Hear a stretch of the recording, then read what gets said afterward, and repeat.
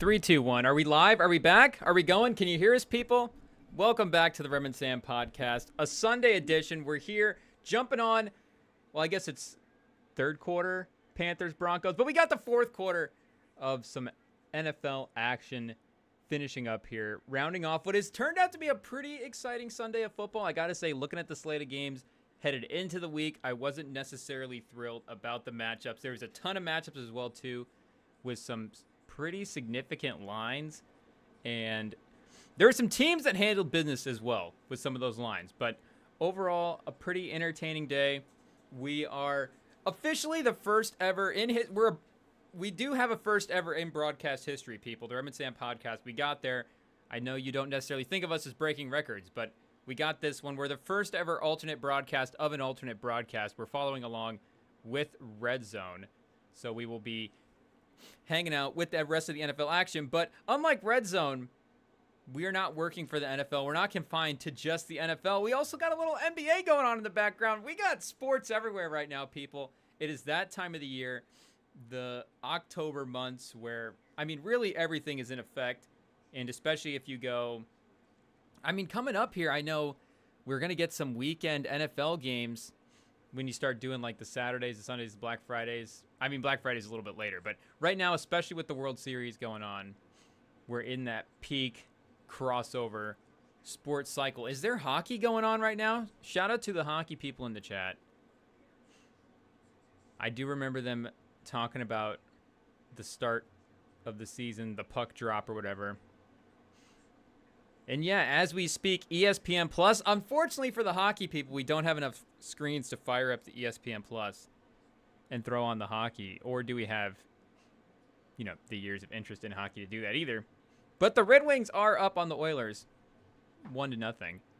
But we've got a little Pelicans Blazers, and we've also got Bucks Nets for the NBA games going on right now. And I believe Hawks Thunder tip off in about an hour. So we'll catch the start of that game as well, too, while we're on the stream. But right now we're going to focus on Bucks Nets. Obviously, the Ben Simmons Cam Thomas combo is maybe honestly like a top 5 league pass combination for us at this point. And I know that we said Cam Thomas might be a guy that we like on other teams, but watching the Spurs offense the last couple of games, maybe we need Cam Thomas. They got the win the other night, the Spurs did, against the Rockets. The fourth quarter, the end of that game, I mean, they almost gave it away, and then just the brutal foul back and forth, trying to close it out with free throws. Ultimately, they're able to do it. But Wemby, obviously we still have the stock. The shooting numbers haven't been great to start. So maybe they could use a little Cam Thomas injection to help him out, to get things going. Dame, though, with the little step back in the mid-range right away. I know he's not necessarily getting to the rim quite a bit. Maybe not as aggressive attacking as the way he used to be, but his shooting has been good to start. So I know because of the way he played last year, we're not necessarily relying on it to be consistent, but maybe we need to give Dame the benefit of the doubt.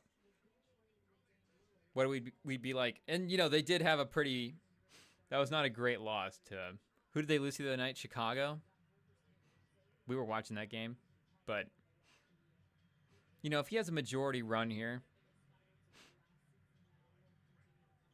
the defense against Schroeder, unfortunately for Schroeder, Dame was not on Team Germany, so he's not going to have that extra motivation. But Bryce Young goes deep to Legit. Oh, Legit could have got that one.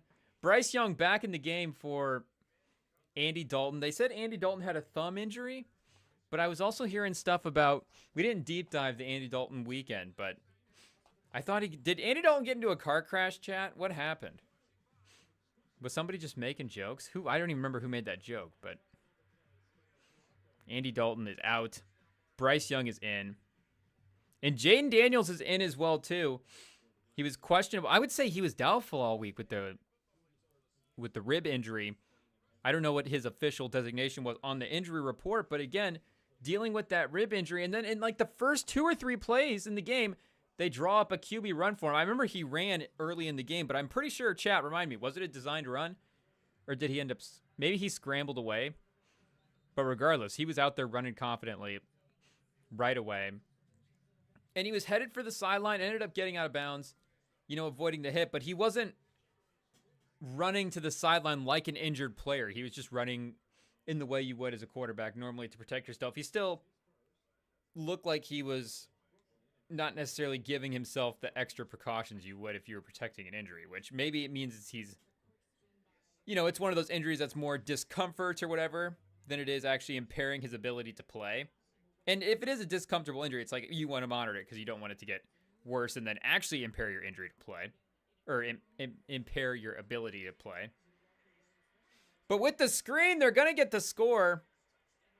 And it's going to put the Bears in a tough spot. The sneaky Commanders defense today has not allowed the Bears to do anything. And Caleb Williams has made some interesting decisions. There was a third down earlier in the game. A 3rd and 2 where he scrambled, and it seemed like he could have scrambled and gotten the first down and then fell a yard short. And it was 4th and 1. But it's going to be 16-0 here in the third quarter. And this was probably the game in the late slate that we were most interested in. I wish we could focus in on this one from a national broadcast standpoint, but for us right now, we're getting Chiefs Raiders, which I get it. It's the Mahomes. They're the national team. It's probably, speaking of Mahomes, he just threw a pick. Is this going to be a pick 6?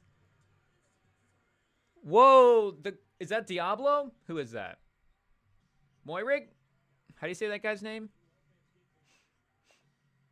And that wasn't, I don't think, a receiver's fault. We were kind of watching the game on the other side of the screen, that Bears-Commanders game. Red Zone was in the split screen. Mahomes, 8 straight games with the pick, so that even goes back into last year. This is obviously the 7th game of the season. Backed up into his own red zone. Did it get tipped? I think it got tipped. Jenkins was celebrating a tip. Yep. Jenkins, the tackle, got in there and batted it away. So I guess that one isn't fully on Mahomes. That's Trey Smith, the guard. He's working through the double team there to get there. I mean, you don't get the safety, but they got the ball on the 1. Mattinson stuffed. Pause. They weren't calling the play dead there, so I thought he was going to get it for a second, but the Bears with 93 total yards of offense.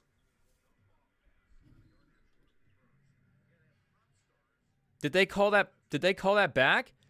Oh, chat, something happened. We've got volume down in the red zone right now. Our main volume is on the basketball game. Sorry, Scott Hansen. You're still getting the views, though. But they called that back, so it's now 3rd and 2 for the Commanders. So Caleb Williams, I mean, that's the biggest play of the game for Caleb Williams right there. Is them calling back that offensive touchdown for the Commanders. Not even a play that Caleb Williams did, but potentially keeps them in the game.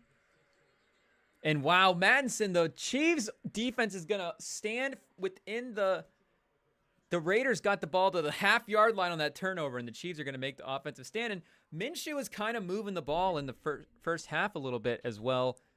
Start of the third quarter, got a drive right down the field. So, I mean, the law of averages, Minshew versus the Chiefs defense, they're going to get some stops, but just the rise to the occasion ability. And it's not even that they've been more consistent than Mahomes at this point. It's just that they're actually the one making these game-winning plays. Last year, I know we were talking about Chris Jones, and if we were ranking the best players on the team, would we rank Chris Jones above Pat Mahomes just based on performance last year? But again, that's like the down-to-down consistency, whatever. And the Chiefs' defense has always gotten those game-clinching turnovers, those big momentum plays, Spags drawing up the pressure, game-changing sacks. Like, we know that's part of the formula, but the ability to just know the moment, rise to the occasion. And it doesn't really seem like, I don't know if we would just want to throw the jinx on them for the rest of the season here, but it just doesn't seem like they have really let up a play at all. And I guess they gave up the drive to the Ravens at the end of the game in week 1, and then likely was just a couple inches too over the out of bounds line there. Foot on the line in the back of the end zone. They don't get the touchdown. So you could say the defense forcing Lively into that spot, maybe. But really, outside of that, I mean, they've been pretty perfect all year.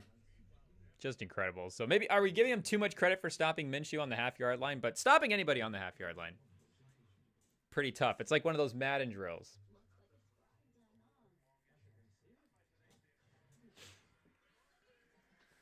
And I thought, speaking of Bryce Young as well, too, earlier, again, he's back in place of Andy Dalton. They got a scoring drive earlier in the game, and I thought he was kind of be like, okay, maybe the rest, watching from the sidelines, a sort of mental reset, and then maybe just the different public perception as well, too. That kind of in the back of your mind, maybe that just, makes it easier to play quarterback. Who knows? But I don't know if Canellis has really helped him out in this game either. And speaking of coaches not helping out their quarterbacks, we will get to Colts-Texans in a little bit. But there was a weird fourth down call from Canellis where they took a timeout on the fourth down to draw up a play for it. And they draw up like an option screen behind the line of scrimmage.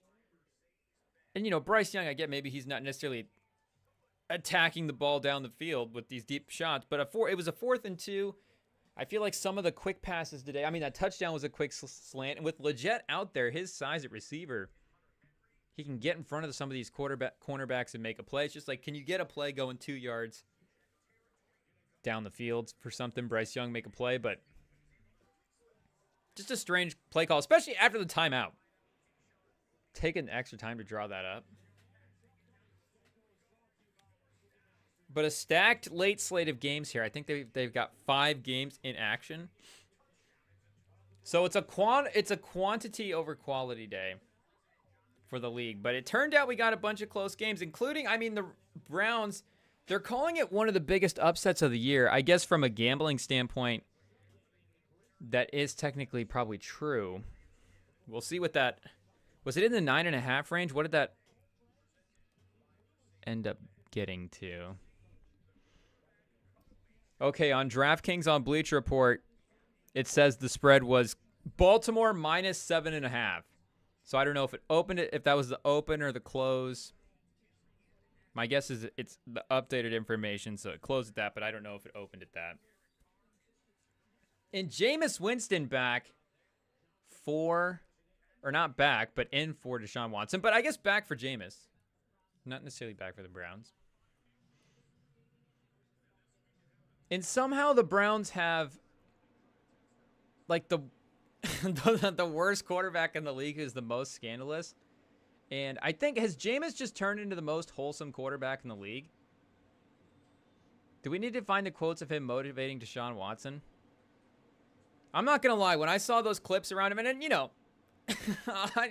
we're not necessarily like going to play every clips of guys supporting Deshaun Watson, but just if you watched it and you saw how charismatic Jameis was and just the style at which he delivered it, what he said, it was beautiful quotes of motivation. Again, maybe,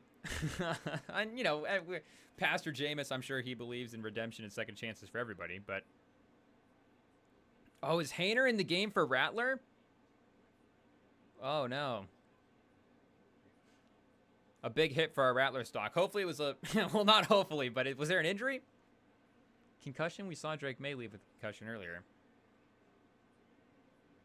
But now they have the most wholesome / worst quarterback in the league. But today, Jameis, his stats were really good.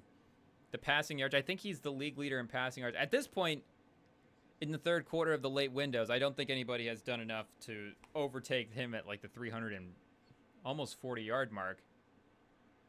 Taysom Hill with the throw back across the field on the trick play by the Saints. That was almost a disaster. Chargers lineman almost stepped in and picked it off.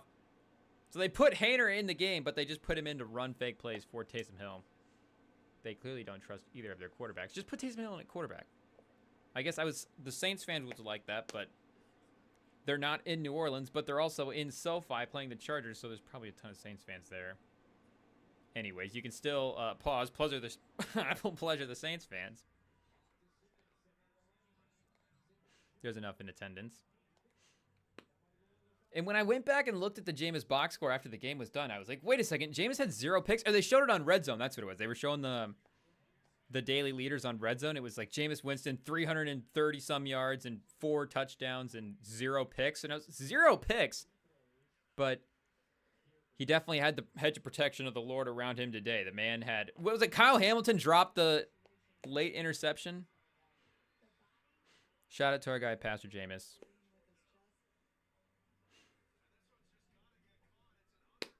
And we know Jameis has, and you know, Jameis has his own stories, but Jameis is we're pro Jameis now. So I hope they go on a run.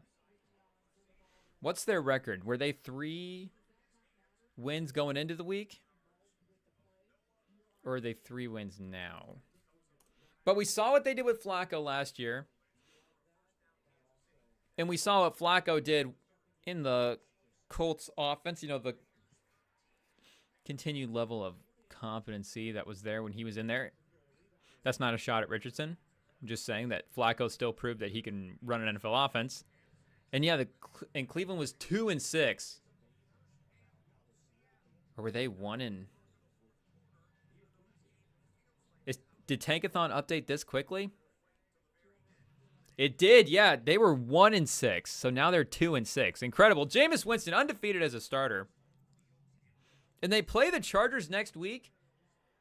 The Chargers defense, of course, holding up today against Jake Haener and Spencer Rattler.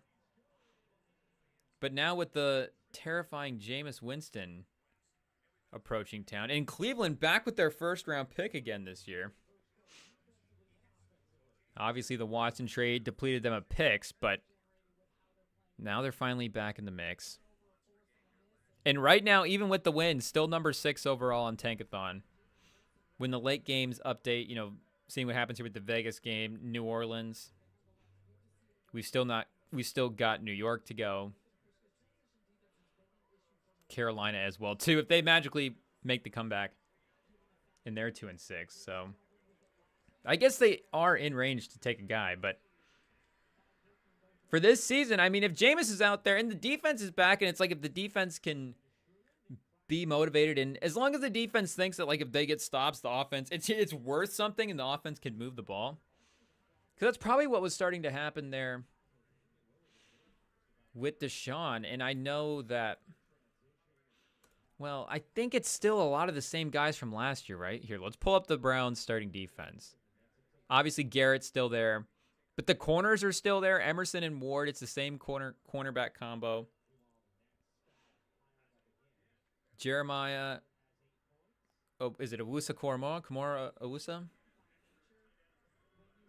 The linebacker, he's back. Owusu Koromoa. Dalvin Tomlinson in the interior defensive line. Shelby Harris as well there too. So you got a couple of above average starters. Definitely Zadarius Smith. He was there last year, right? Or did they have Clowney there last year? Who was the other pass rusher above? Not above, across from Myles Garrett. Yeah, it was Smith there last year. 5.5 sacks last year. He's already up to 4 this year. But again, you return the starting corners. Delpit's back there again as a safety. So a lot of the same guys on defense. Jim Schwartz is still there. So you could just say, hey, maybe the league figured him out. But they were also still playing pretty well comparatively. I know the Browns offense was only scoring 2 touchdowns a game, if that. And not even just, we're just saying like 2 touchdowns worth of points. I think they were at like 14 or 15 points a game. I don't even know if they were necessarily getting into the end zone twice a game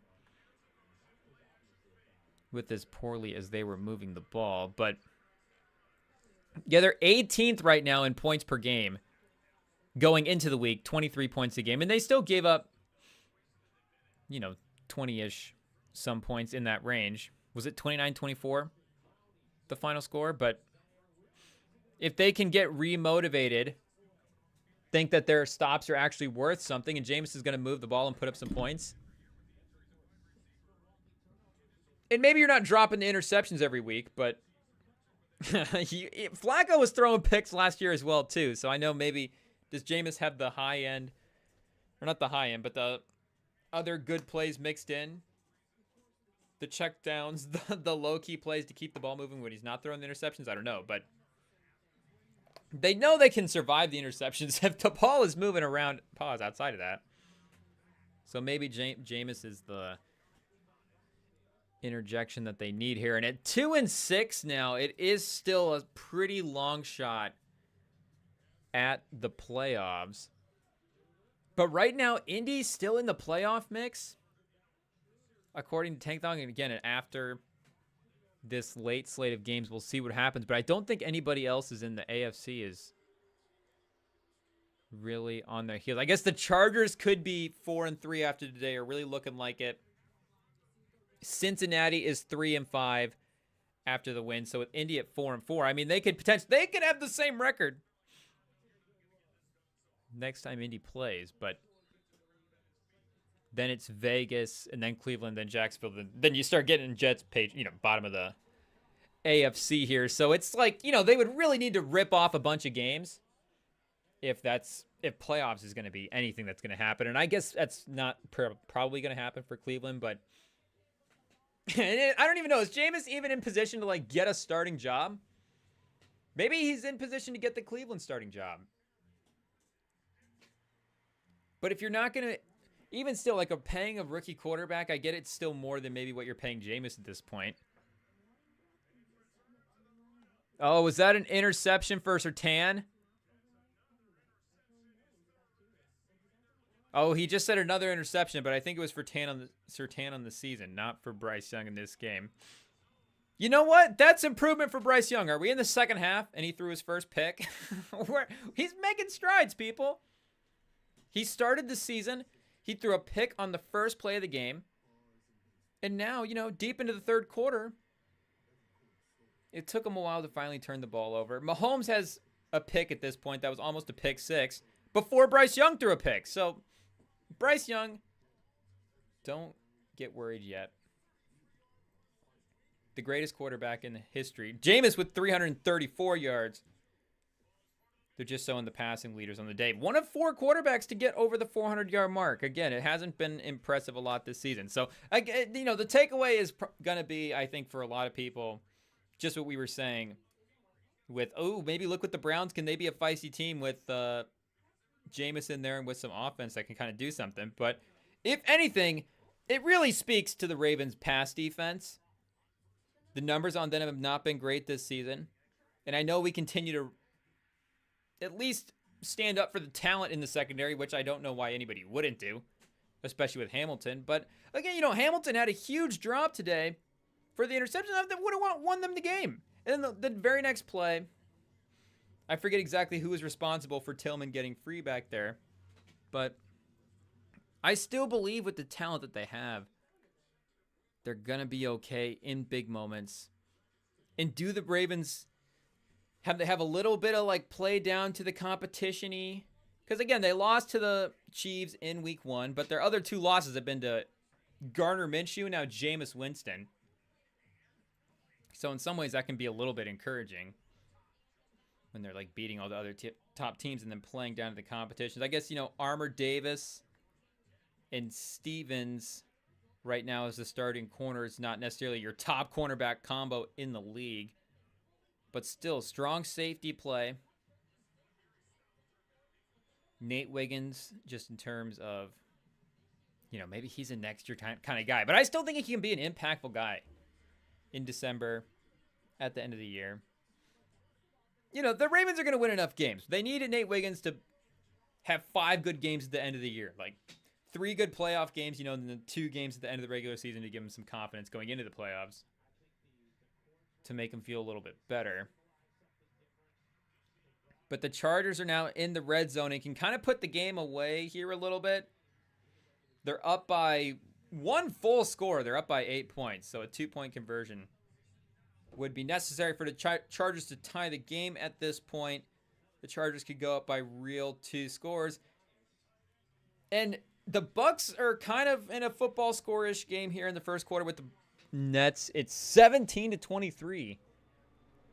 Brooklyn. Offensive foul on Giannis. Doc Rivers next to Darvin Ham. Yeah, the Bucks aren't going to do much this year with that coaching combination. Whoa, who's number 1 for Brooklyn? Williams? Cam Thomas is taking so many shots that we just don't know the other names of the Brooklyn players.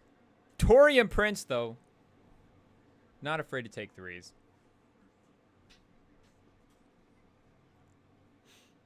So definitely some concerning stuff from the Ravens secondary, giving up that much to Jameis. But the Browns also did a good job containing Henry. Henry had his first slow game in a while. So the Ravens got the Broncos, Bengals, Steelers, and Chargers as their next 4 games. That's their November stretch of the season for the Ravens. Broncos, Bengals, Steelers, Chargers. The back-to-back divisional games in Week 10 and Week 11. So shout out to Pastor Jameis for getting the win. Oh, and DeAndre Swift gets the first points on the board for the Bears with the 56-yard rushing touchdown. Whoa. So now the Bears are only down by 4. Caleb Williams still in a position to steal the game from Jaden Daniels, stealing all the love. He just needs the W. I think Jaden Daniels has definitely moved the ball a little bit better today, but it's all about winning games, right? So if Caleb Williams is clutch here in the 4th quarter, can we get some Caleb Williams rises to the occasion, steps up in the big moment? They're on the road.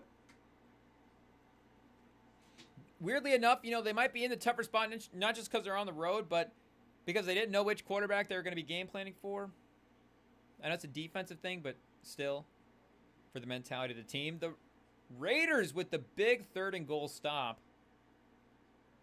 It's still going to be a touchdown game here with a field goal attempt by the Chiefs. You know, Andy Reid.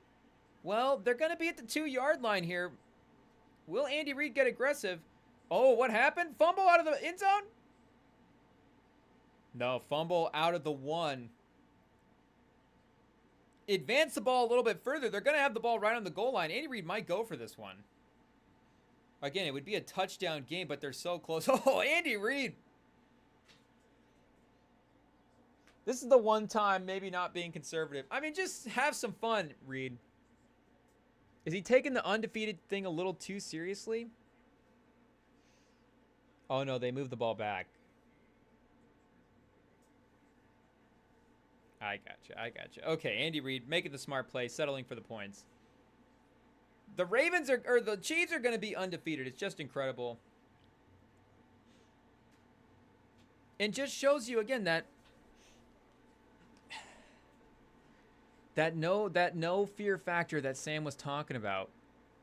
I mean, I know it's the Raiders today, so this game's not going to count, but I mean, you see it with the Ravens. You've even seen it with the Lions. I mean, the Lions right now are looking like the best team in the league. I mean, I know the Chiefs are going to probably pull out the win here, but with the way the Lions look today, if the Super Bowl was being played next week, and let's just say it's Chiefs-Lions because they're the 2 best teams in the conference, you know, I guess I don't know if the Lions would be favored in that game, but I think you would have to pick the Lions to win that game. Their offense is cooking too much right now.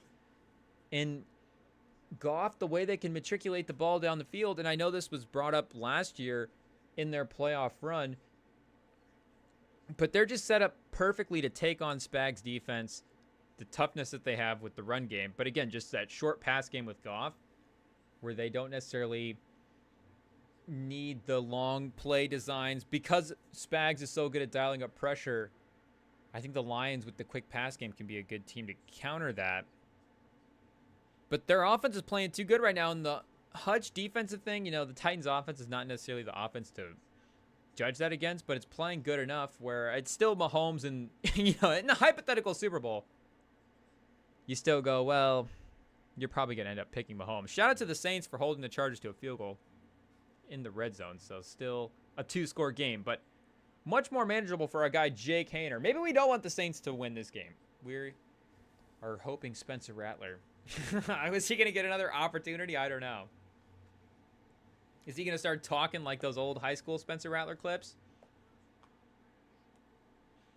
I know it can be tricky, you know, diagnosing some. Maybe it's not tricky. You just watch a clip of him, you know, talking that much smack in high school and going, this kid's, well, yeah, this kid's definitely got some maturing to do. But you got to love the competitive fire as well.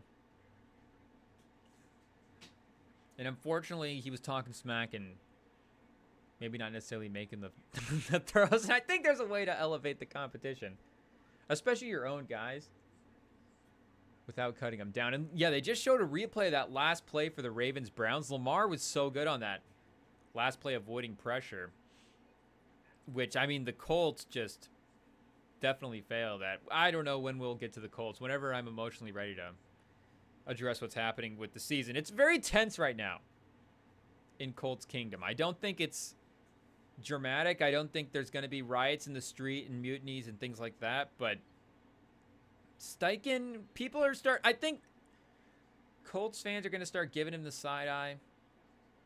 It's going to be a weird time to see how they navigate these next couple of weeks. But the Lions now, I think, are clearly the best team in the league. And I know is Sam in the chat right now? I don't know if he heard this, but hopefully we got it in before him. Oh, sorry, people. Is the Zoom down? How long has the Zoom been down for? Hopefully not too long. My bad, people. But hopefully we snuck that one in there before Sam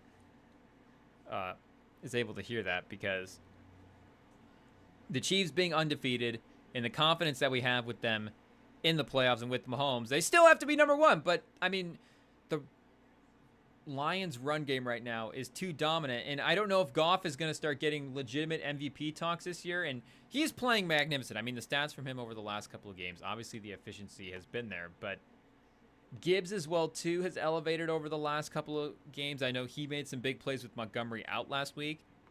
And Montgomery has still been awesome as well. Like we've said in the past, he's been better. Oh, fumble by Minshew. Fumbled it right to the Chiefs defender. Big turnover. Wow, the Chiefs are going to potentially pull away here and start to dominate this game, especially if they score a touchdown. They're definitely going to be in field goal range, set up very well off this turnover. But with the Gibbs elevation, I mean, he had another big touchdown run up the sideline, pulling away from everybody. I don't really know how the Chiefs would stop that. And I don't know how you award that from an award standpoint. I guess it would have to be the quarterback. But are we saying it's the first ever offensive lineman MVP? I mean, I might be okay with it, people. If there's ever a year to give an offensive lineman the MVP, it might be this year. I know we were looking at some of the Pro Football Focus stuff earlier. And all of the best players in the league this year are linemen, which maybe that's just a common thread. You know, we haven't tracked it as closely as we had this year. We have to track it because we don't pay for the premium. You know, we could just get behind the paywall. But in the numbers that we've looked at, that's kind of how the season feels as well, too. It feels like all these people are supporting these quarterbacks, and it's really been a function of the full team performance, and everything feels like it has to be cohesive this year, like more so than ever before. I don't know if Sam would agree with that, but it does seem like it. Maybe, again, that's just our awareness as we get older as football fans. Herbert almost getting a second safety here for the Chargers. They had one earlier with the punter losing the snap out of the back of the end zone. Well, thankfully it went out the back of the end zone. It looked like the Saints were going to fall in it and get a touchdown for a second, but I believe one of the special teams guys came in, batted it away. That was earlier in the game. That was the first score for the Saints.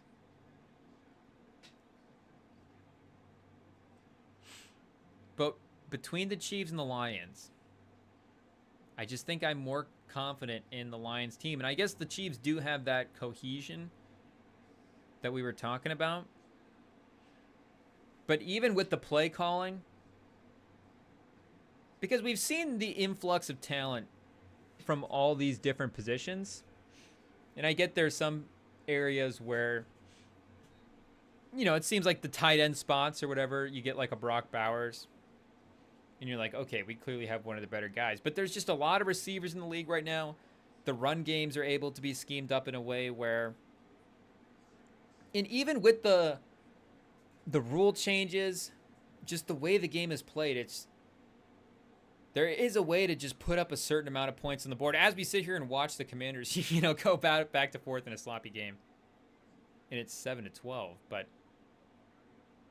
Mason Rudolph was still driving the ball a little bit in that Titans-Lions game. I get they gave up 50 on the other end, so there's some mental stuff with the defense the other way. But,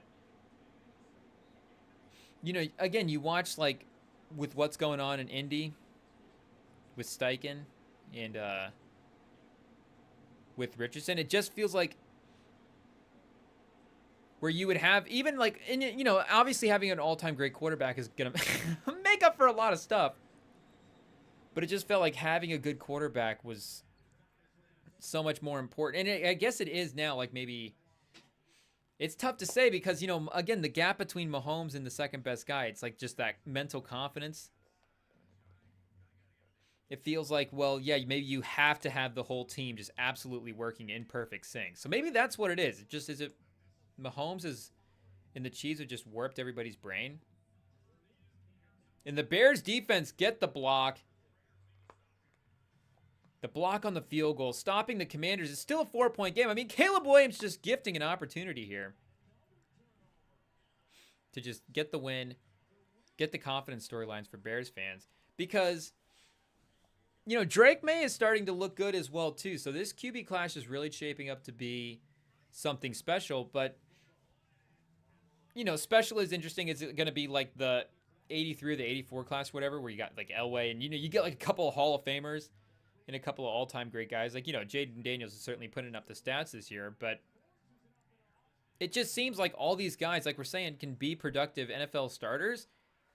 And it kind of also seems like maybe the teams not just, again, made the right decisions in taking the quarterbacks, but there is a case that like these guys might have actually gone in the right order as well, too. And I know through the first couple of weeks, the glaring thing was the Jaden Daniels versus Caleb Williams thing, but, Caleb Williams has gotten better. I know Jaden Daniels is still would be performing the best of any of the rookie quarterbacks. But if Caleb Williams gets the win here, then it's like, okay, the Bears fans are still probably feeling very good about that pick. And Jaden Daniels is still probably comfortably over Drake May. And I know Drake May is going to continue, with the concussion as well today, too. It was only a matter of time behind that Patriots offensive line. But unfortunately goes out with the concussion. We'll see if that lingers into the upcoming weeks. But he's flashed. I mean, again, this was a project season. We knew just in general he was going to be running for his life behind the offensive line. So maybe you just hold him out next week just to do it and save him, be healthy for an extra week and just say he's injured. Mayo's good at lying and making stuff up. He might as well just do it again and just put Brissett out there to the Wolves. But with Drake May flashing the way he has too, I mean, Patriots fans are going to be really confident in that. But I still think they would look at Jaden Daniels and go, "Ooh, that would be an interesting guy." But with the rib injury that he had, maybe not. But again, Drake May is also hurt as well too. Caleb Williams has been the one guy that's been managing to stay healthy. Knock on wood. We don't want to jinx him. But there's really no reason at this point to say that you wouldn't take Caleb Williams #1 overall. Outside of, again, if it would just be, you'd probably were in on Jaden Daniels as kind of the #1 guy anyways, or almost ready to go there. Didn't say it publicly. Weren't ready to make that kind of commitment. Even though obviously around the draft it was a little less controversial than it would have been a year before. 2nd and 10 here for the Bears as we enter the 4th quarter.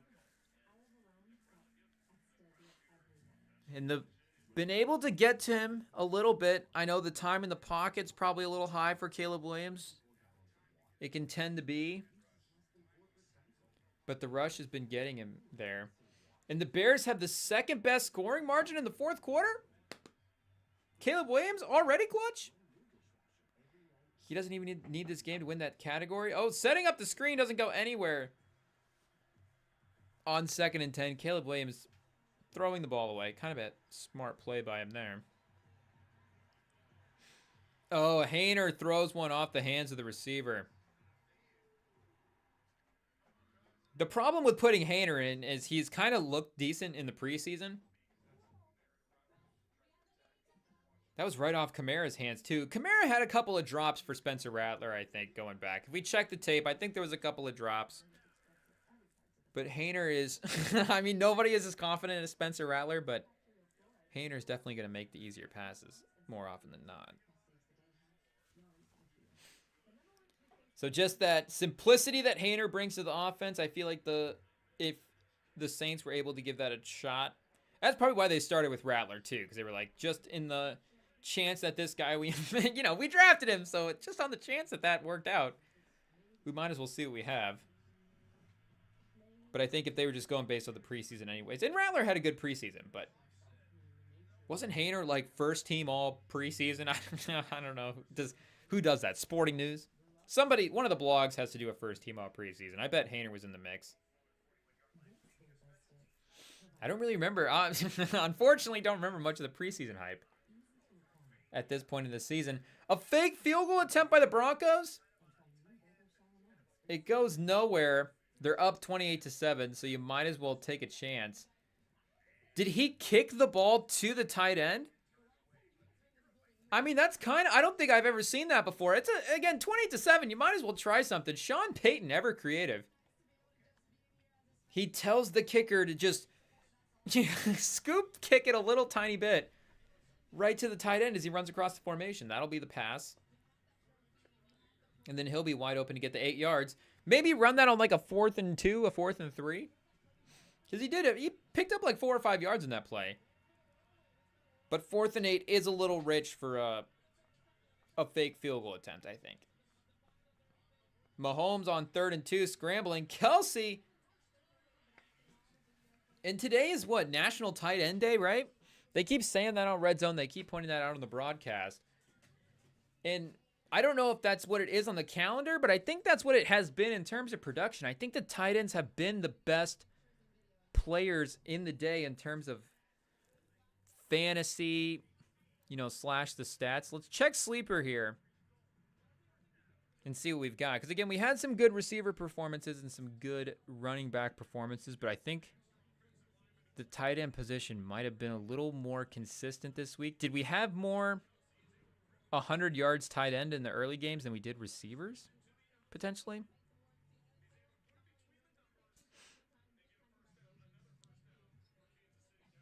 Can we sort by receiving yards?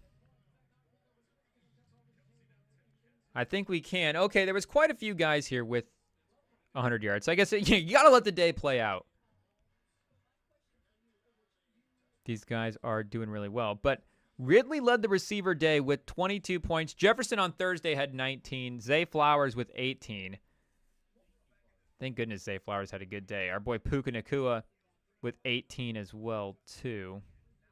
Let's get this sorted right here. Sorry, my bad. Cedric Tillman, the #1 receiver of the day with 28. Marvin Harrison with 23. Then Ridley with 22. Josh Downs with 22. Ladd McConkey with 21. Devontae Smith with 20. Over on the receivers, K-Dot with 29. Kyle Pitts with 25. Kelsey's at 25 right now. Trey McBride at 21. Troutman at 18. And Njoku at 18. So 4 guys for receivers with 20-plus points.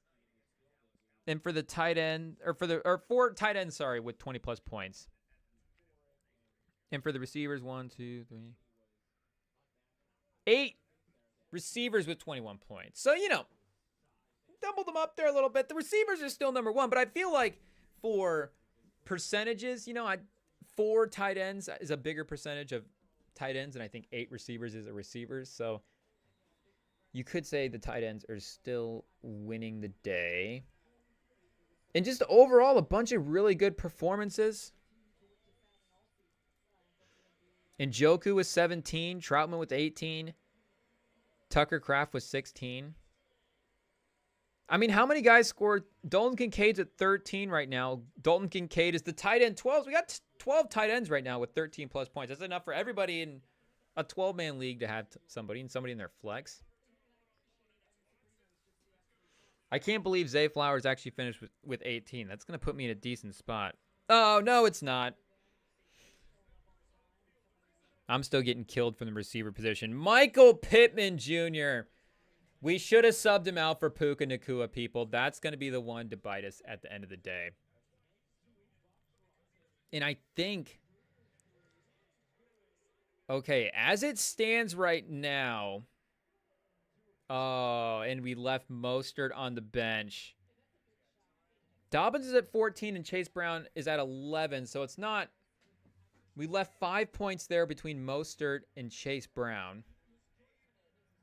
Oh, Breece Hall with 9 is our lowest running back total of the day. We could have swapped him out. This might be our first mismanagement lineup loss of the week. And the team we're playing right now is 6-1. One of the higher scoring teams in the league. So tough matchup anyways. But even in the weeks that we've gotten beat and had guys on our bench that have had good performances, it hasn't been enough to overcome the deficit that we lost by. So it's been and I feel like on the wins as well too, the other way around where the opponent didn't really have an option to go with that would have secured them the win. So we've just kind of, it's been the loss or the win every week, which has been kind of nice. It's like there's been a really definite result no matter what. It's not like we've been able to second guess our decisions a ton, and we've had a ton of injured players, so our bench hasn't really been able to produce regardless. It's just been all guys on IR. But Sleeper now has this stat for the teams where it's, I forget what it's called. I'll see what it's called when they reset the lineups here for next week, but it's called like it's like the start and sit accuracy percentage. I just want to call up like lineup accuracy percentage, where, you know, how good are you at picking your team and how much points are you leaving on the bench? And I had the highest lineup percentage going into the week. Again, I think it was because most of my team was on IR, so I just had no other options, and I was kind of forced into what I got. But that is definitely going to go down this week. I was in the 90+% range, and I mean, that is kind of a win or loss stat. Obviously, the better managed lineups are going to win the games. But like we're saying, this year, it's been kind of inevitable the result either way. So the fact that that stat is now actually out there, we have to really lock in a different way. We can't get lazy. Because not only are we trying to win the game, but we're trying to have the highest lineup accuracy in the league. I'm a stat chaser, people. I'm not saying I would miss shots and, like, you know, box out my own teammates for rebounds, but obviously I'm going to try to set my lineup to win the game. But now it's like just a little tiny extra motivation that there's a number there that's like, oh yeah, are you actually good at setting your lineup outside the wins and loss?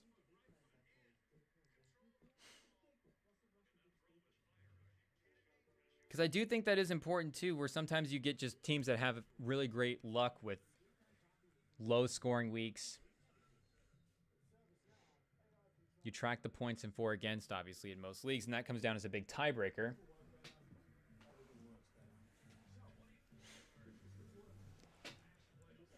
Is CBS just going to go to coverage of this Commanders game? It's really the only close game right now. 10 minutes left in the fourth quarter. Let's switch over to the little background here, people.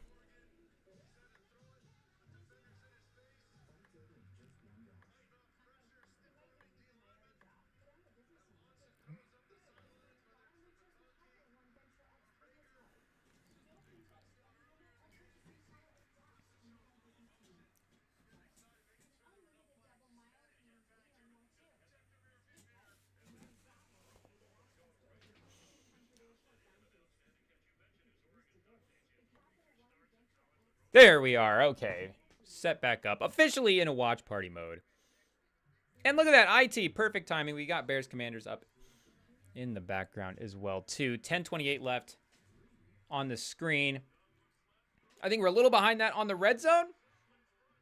But that delay, of course, is expected. Oh, and Bryce Young with another turnover. Who's the backup now for the Panthers? McMillan in the secondary with the much improved Denver defense this year. With the turnover. Oh, Jesus. Oh, whoa, people. Whoa, IT falling apart. Clicking on and off the screen. Our bad. We're back. Penalty on the Panthers. Doesn't matter. Oh, is Dobbins going to get in? No, Dobbins throwing blocks. Do you get fantasy points for blocks?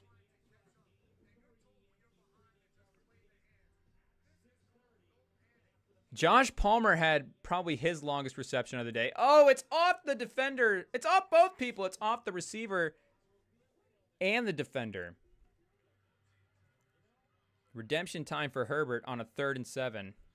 Is it 3rd and goal or 3rd and 7? And Herbert's been running around a little bit today as well. Obviously, the Saints defense is a tough one. Oh, and another play where it looked like... Did the rookie get that one? McConkey? I thought the defender ripped the ball away, but it looks like McConkey came down with it. McConkey's had a couple of big plays today. He had a big catch and run earlier.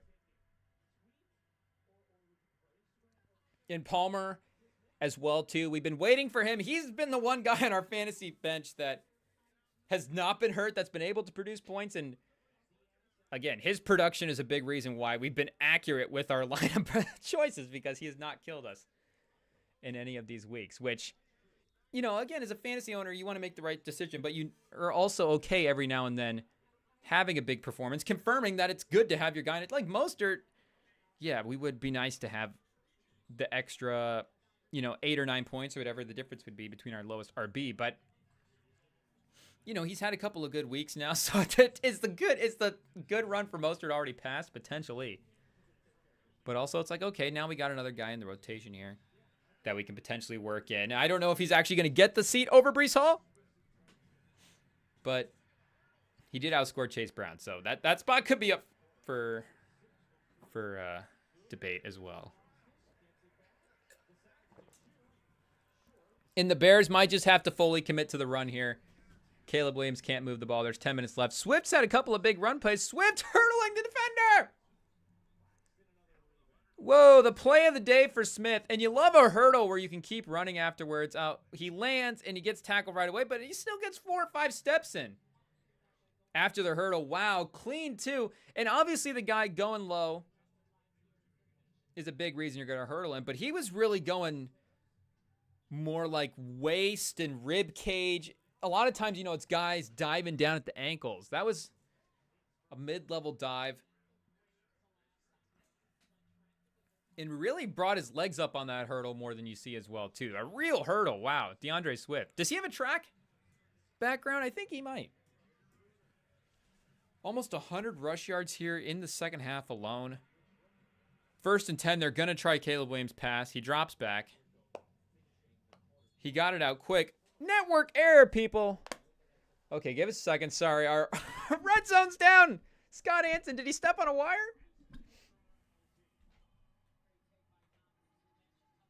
We'll get it reloaded. Can we get Elon Musk to give us our own satellite for Red Zone? Can we get a Red Zone League Pass satellite? Elon, hook us up. The NBA League Pass is still up and well. Brooklyn hanging in there. Up 1 over Milwaukee. I guess Milwaukee would be the one hanging in there. Cam Thomas, can he make this up 3? He's going to try driving to the rim. Doesn't get it to go. Okay, we're almost back with Red Zone.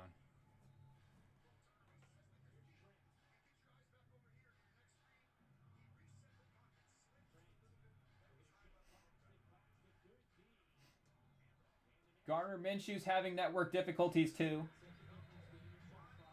He's having passes batted at the line. Okay, we're back. Scott Hansen's got everything plugged back in. We're good to go. Caleb Williams somehow went backwards between the time that this network cut out. Oh no, what is happening, people? Is somebody using our red zone? I think somebody might be using our red zone. But who would be on it this time? If my brother's in the chat and you're on the red zone, get off. We need it for the watch party.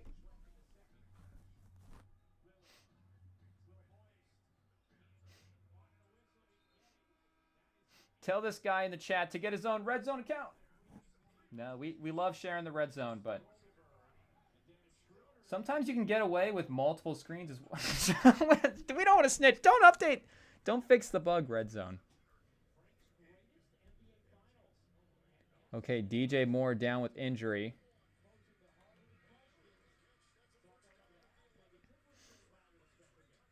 I don't know if our Red Zone got hacked and this is AI or if we're back with the real thing. I think we're locked back in. The Raiders trying to make a 2-minute drill down multiple ones. The Chiefs up 27-13 with the same score as the Saints game.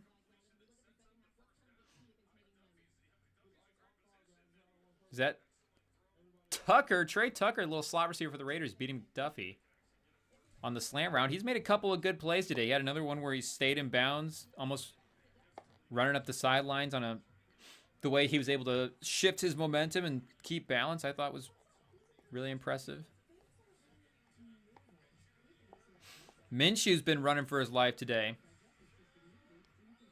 Gets pushed out of bounds by Chanel that time. Let's see what's going on. I forgot about Zion as well, too. We've hit halftime in Bucks, Knicks. Giannis with 8. Dame with 13. He's 4 for 10, so it's a lot of volume for our guy Dame here. Leading the shots. Simmons with 3. Schroeder with 15. He's been the leading scorer. Cam Thomas with 7. 3 for 9 from the field. He'll pick that up in the second half. Don't worry.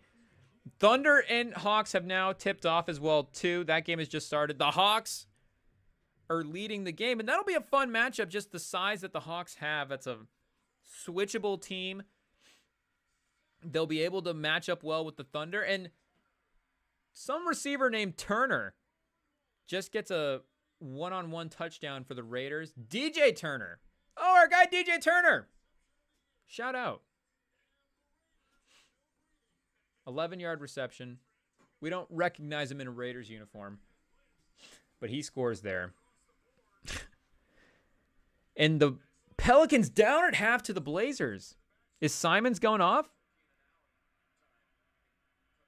Simons is going off. He's got 15 on 13 shots. Jeremy Grant's got 10 points on 8 shots. And Brandon Ingram, 12 points on 11 shots for the Pelicans. McCollum has 15 points on 12 shots. Zion with 8 points. He's 2 for 9 from the field currently. And we've got some kind of, well, we don't want to start assuming the cultures, but let's just say some Eastern Hemispheric dance performance going on for halftime of the Blazers game. So I don't know what we're celebrating, but we can jump in here on the start of Hawks Thunder as well. At home for the Thunder. Wiggins getting to the basket. Wiggins is like a legit 6-man for him. I guess I don't know who is technically considered their 6-man. But Wiggins has been probably their best player off the bench. So he'll get that designation at some point in the season if he keeps it up. Capella playing for his next team right now. Auditioning for the trade market. Shea's going to pull a 3. Getting aggressive right away. And a 3rd and goal stop for the Commanders. They got the ball all the way down to the 1, and the Commanders force a turnover. One of the defensive tackles is charging down the field. Nobody's chasing him, so I think they're going to blow it dead, but he's going to walk into the end zone. Is that Newton? Johnny Newton? The cardio from Johnny Newton? And unfortunately, the Bears have a man down on that play. Oh, what happened? Did the lineman fullback knock the ball out? I was watching the lineman to see who got injured. And I was watching the tackles as well, too, for the Commanders. Incredible. So the Raiders have cut it to a touchdown game. It's 2:03 left, so they have the 2-minute warning. No timeouts. They're going to have to onside kick it here. Are you going to say, well, if we stop Mahomes? It's going to need to be a 3-and-out anyways, so You know, whether or not that's barely outside of field goal range or a lot, doesn't matter. Okay, it's a nice one bouncer. Oh, the Chiefs, they bobble it a little bit. There's a bobble. There's a scrum. Oh, Scott Hansen with the spoiler alert saying that the Chiefs ultimately get the ball, but that was a good attempt there by the Raiders. Can't be mad at that. I think you just got to go with that high bounce. Sometimes it works easy, but if that can hang up there for just a second or two, and one of the Raiders players might have gotten there, but got knocked off balance by a block, and I don't even know if that blocker was looking. It just ran into his shoulder. Is that Johnny Newton getting to keep the ball that he didn't score with, but almost scored with? I think they were handing the ball off to the lineman. Just use him as a blocker, people.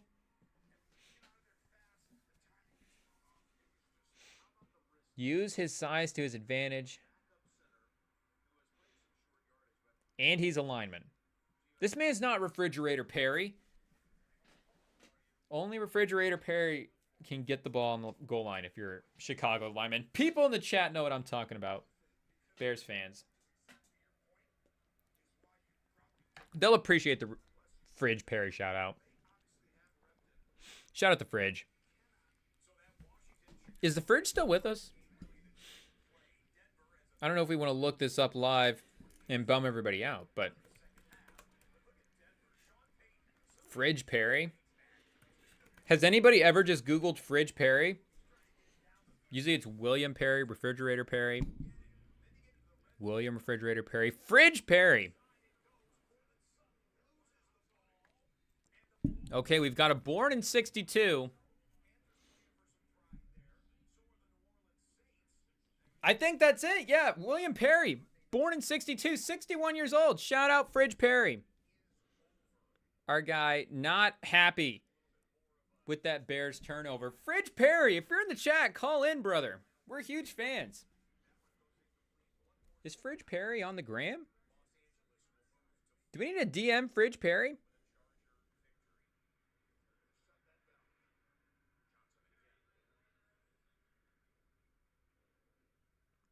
Perry the Fridge. Okay, there's a couple of different dog accounts. There's a bulldog, which this is a great dog name. Fridge. I think IT, write that down. I'm gonna get a pit bull and name it Fridge. That's crazy. that's low key kind of a great name. Chat, is Fridge a good dog name? At least the fans of the 85 Bears defense will think it is, but Buttkiss, is that another low-key good dog name? Who else was on that? Singletary?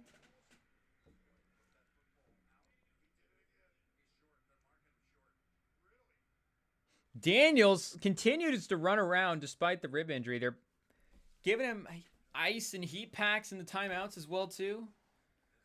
But he's playing through it. He's competing. It doesn't look like he's going to get the first down here.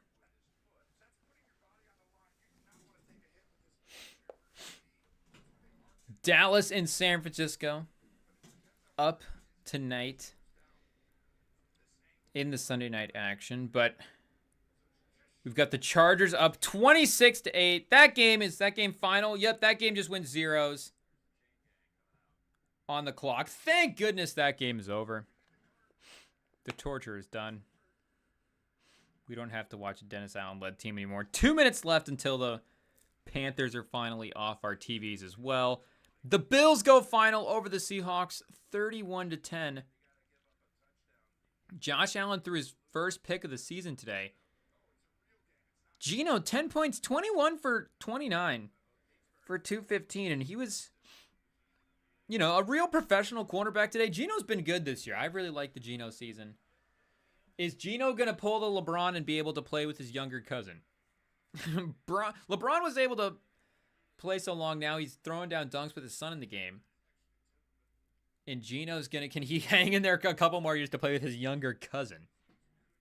We'll see what happens. Shout out Jeremiah. Well, we'll be able to shout out Jeremiah Smith fully when he leaves Ohio State. But Jeremiah Smith We'll at least recognize his talent. I don't know if we'll, shout out any Buckeyes on this pod, but we see you, Jeremiah Smith. We recognize your game.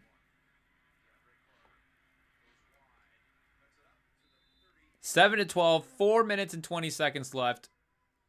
Caleb Williams, can you pull together a drive, buddy? And the Bengals losing over the Eagles as well, too. Again, another just bad week for the Bengals defense. And Burrow with the turnover. But that Eagles secondary was flying around as well, too. And, they're active back there with C.J. Gardner-Johnson and some of the younger peoples. Oh, Isaiah Rodgers with the great play as well, too. They're just showing the replay here. Former Colt. And the Colts secondary did play well. The Colts defense did play well today, so you can't really be mad at that. You held the Texans to 23 points. In the fourth quarter, some big stops to really give the Colts offense a chance. So the Chiefs now go to victory formation. They win this game by 7 points. Did the Raiders cover? Did we get a sneaky Raiders cover touchdown there at the end? The Raiders, they did cover +9 going into the game. Shout out to Oakland. Shout out to Gardner Minshew. I know Antonio Pierce. Antonio Brown, not Antonio Brown. Antonio Pierce. We'll definitely make that as part of the case to why the season was successful. Hey, we covered against the Chiefs in Week 8. Remember that? Do we get to focus on the... Finally, with 4 minutes, we get to zero in on the number 1 versus the number 2 pick.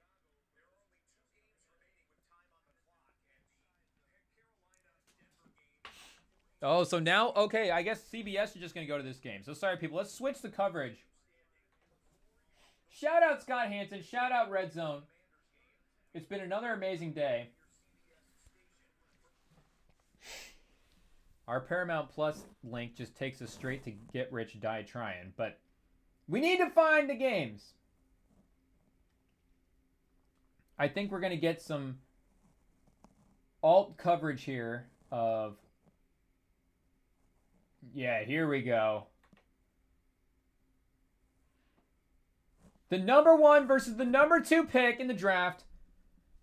Can Caleb Williams win over the confidence of the Bears fans with the final minute drive here? Or will Jaden Daniels show that he is? Do we want to watch from the beginning? We want to react live. We want to see it in the moment. Are we missing? Oh, I guess we're ahead of the background here, people. Okay, there we go. Spoiler alert. Now we're back.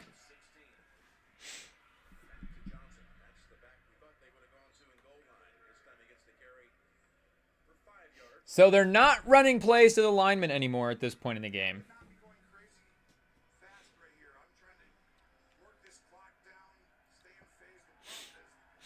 And let's see what Hurts did as well, too.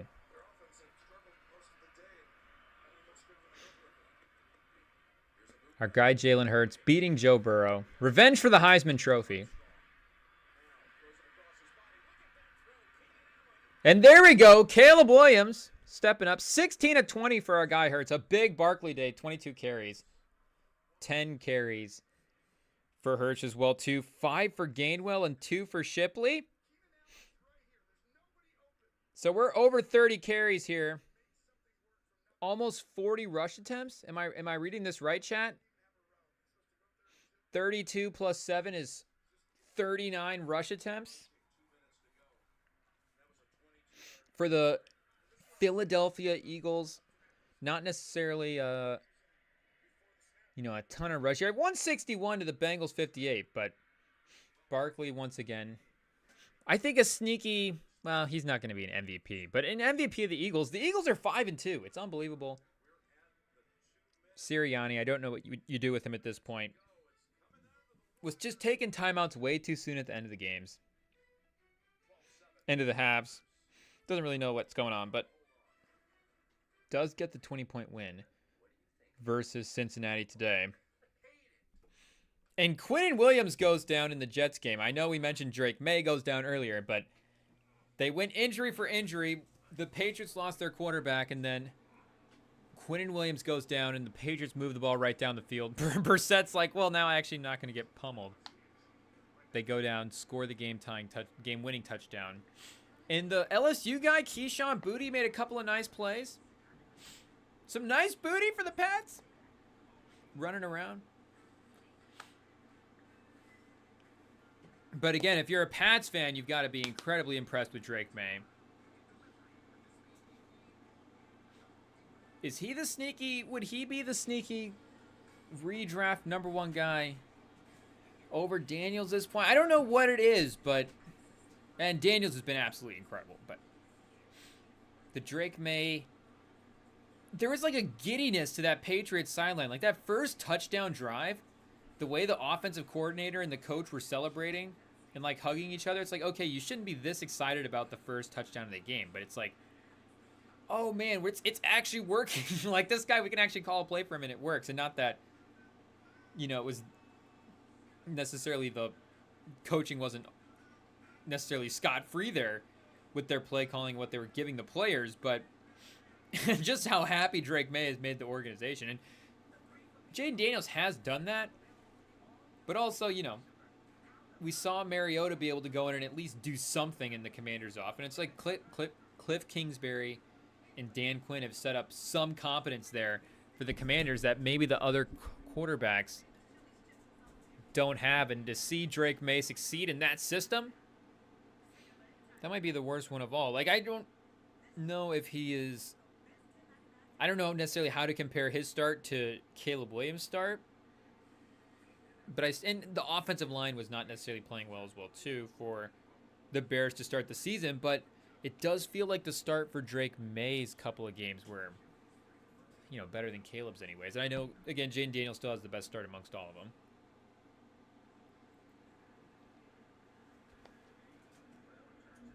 Second and 8 for the Bears out of the 2-minute warning. They're going to be inside the 20. They're at the 17-yard line. A design rub for Caleb Williams. Tripped up. Tripped up by the defender, but the design run on 2nd and 8. Eberflus not trusting Caleb Williams to make a throw. Wow, shoestring tackle by Deron Payne.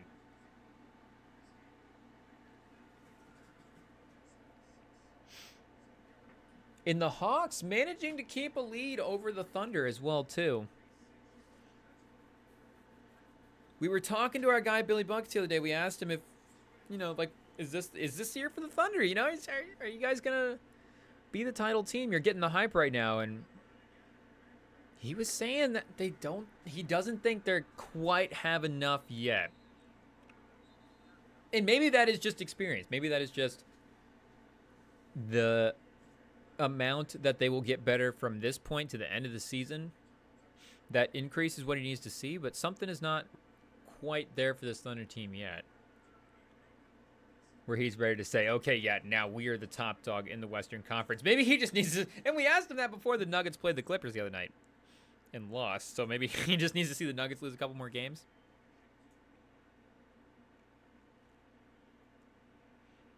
Caruso, excited to see him for this Thunder team. Not only do you get the shooting and the defense that Giddey doesn't provide you, but you have to sacrifice the Giddey hair for the Caruso baldness. Is it a sacrifice worth making? Giddey's hot looks for Caruso. Shout out our guy Caruso. Caruso's a good-looking bald guy. I think headband Caruso as well. Does Derek White do a headband? What would a headband do for Derek White? Just to get something on that forehead. Maybe to just... there needs to be a line on his forehead that's just lower down. If he could bring back... They need to just bring back the ninja headband style for Derek White. I know maybe you still make it illegal for the rest of the league, but if you could submit like some kind of... you know, if you do like a test in college and you need like some kind of extra accessibility, like Derek White, can he request some extra accessibility to these ninja headbands Caleb Williams lofting it up to the goal line for DJ Moore. There's 30 seconds left. It's 2nd and goal. A field goal won't do it. Our guy, Mikey Sandstrel, barely gets the head turned around, but the ref thinks it's enough. Falling on DJ Moore, but as long as he thinks he's looking at the ball, that's what counts. This is a power set. It's going to be a run. Oh, and he walks in. It's going to be a touchdown for the Bears. The Billy Bucket special. The Bears scoring a touchdown. The Thunder, hanging in there versus the Hawks. They might get the win later. Is 23 seconds too much for Jaden Daniels? Is this his Mahomes moment right here? Where we go, wow, Jaden Daniels, he's capable of anything. 23 seconds is too much time.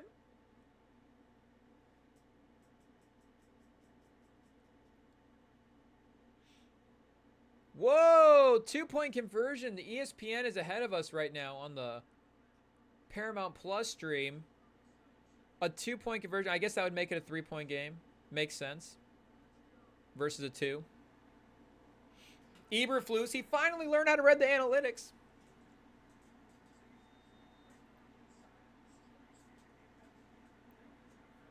Shout out to our smoothie gang in the chat.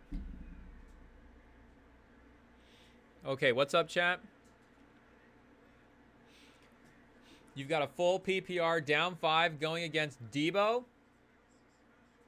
I have to pick one flex, one RB flex. Jordan Mason, Ricky Pearsall, Jake Ferg, or Tolbert?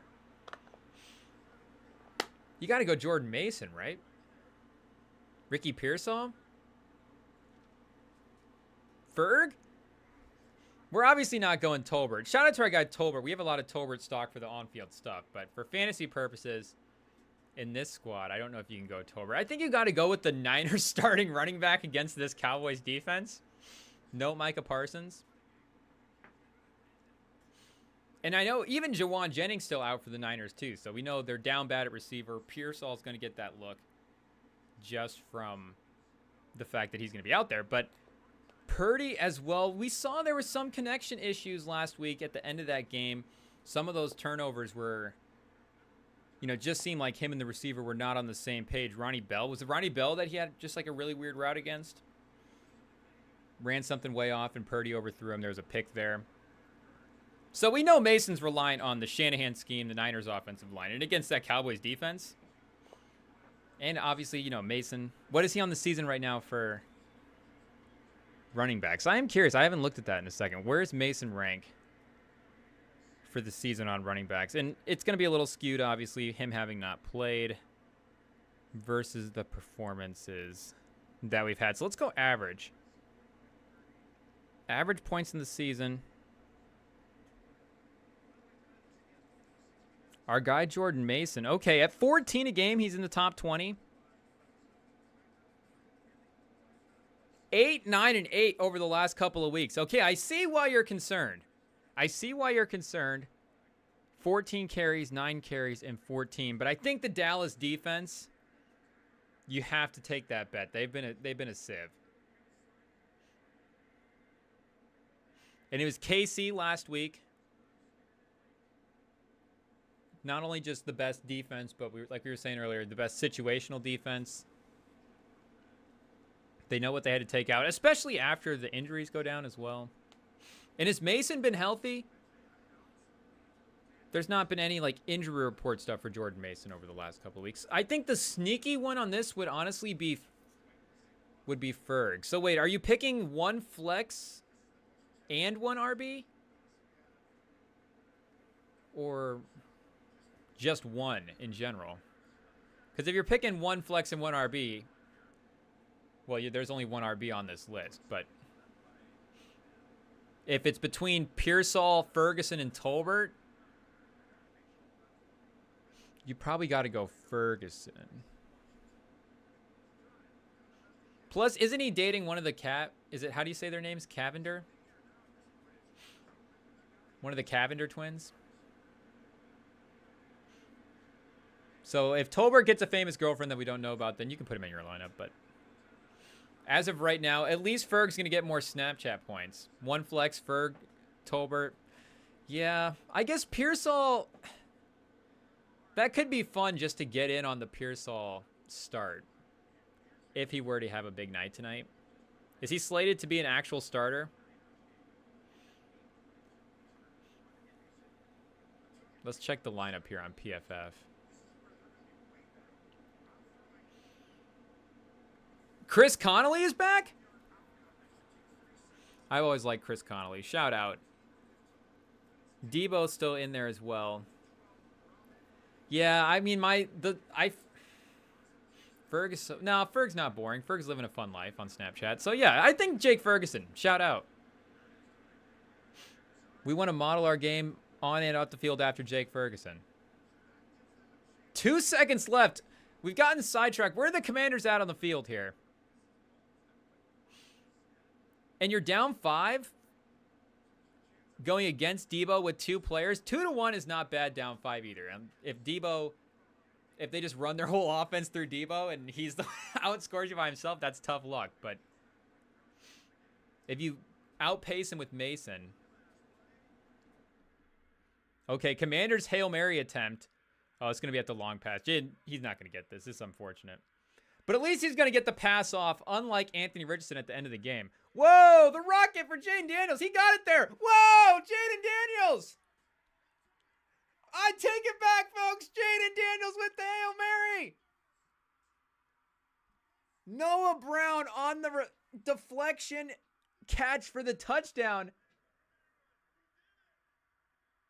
Caleb Williams is stunned. I can't believe he threw it that far. How far was that, chat? Wow. What does it say? 52 yards? I guess from where he was running around, it seemed like he was back farther than that. It seemed like he was going to have to launch it for farther than that. A miracle. Jaden Daniels is a miracle worker. 23 seconds was too much time. Wow, there's no other way this could have gone worse for Caleb Williams. He limped through this game. The defense, time and time again, got the stop, put him in a position to win the game, which is the recipe for this team. Like, we understand it's still his rookie year, but there was still expectations put on the team, partially because of the talent as well, too, that was on the rest of the roster. And you see the recipe for this year, the defense, the run game. Can Caleb Williams make enough plays? It had worked. They were up, and they need to get the stop. Wow, and launched it perfect. Did it go off the defender's hands or the receiver's hands? The defender had his hand on it. Yeah, Nance just said it. You're supposed to bat that down, but it's tougher going in there with one hand, but it did seem like he was trying to Odell it a little bit. Was that Stevenson? Wow.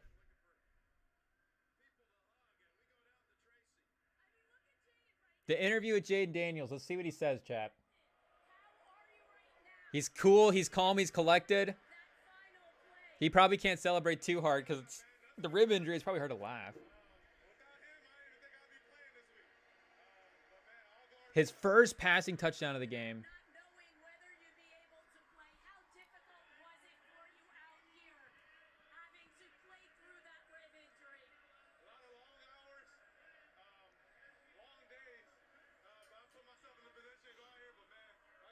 It didn't seem like it was too bad either. He might be drugged up pretty heavily too. Was a heavily sedated Jaden Daniels able to beat Caleb Williams? Wow. I don't know if this game is going to get the classic game mark because, I mean, 15-18, a defensive slugfest. Let's check the final stats here from the QBs. Again, that was Jaden Daniels' first passing touchdown. 326 yards, like we said earlier. He was able to move the ball up and down the field. But Caleb Williams on the other side, 131. DeAndre Swift with the game with 129. 18 carries, a touchdown on his own as well. I don't know if we'll be seeing this one on the rewatch on the NFL channel in 10 or 12 years, but wow, the game where Caleb Williams and Jane Daniels matched up against each other. And when it seemed like Caleb Williams had done enough, Jaden Daniels, he's just been snatching everything this rookie season from Caleb Williams. Man, and he gets a big win there. Wow, I hate to bring the mood down, chat, by ranting about Steichen and the Colts. So we'll hold off. We've still got a little bit of NBA action here as we lead into Sunday Night Football. Cowboys, Niners. Let's see what we've got for a line here. Was it Niners by like 3.5? Should we back our guy and say Jake Ferguson Tutty? No, maybe we don't want to jinx our guy's fantasy team either. Oh, Niners minus 5.5.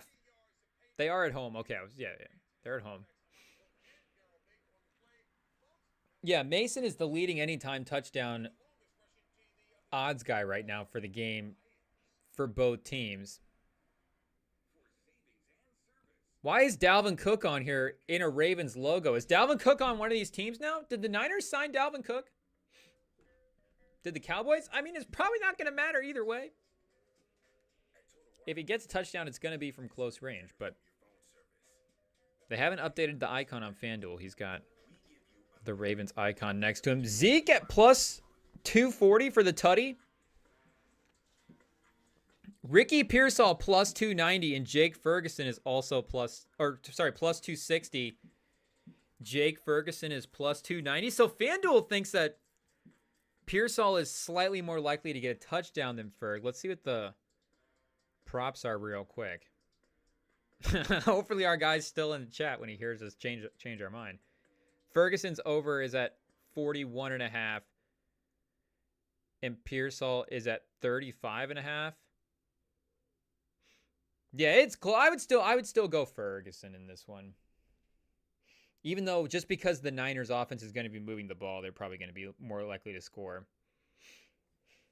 Do you just go all in on the Niners offense? I feel like that's a move as well too if you want to commit to that.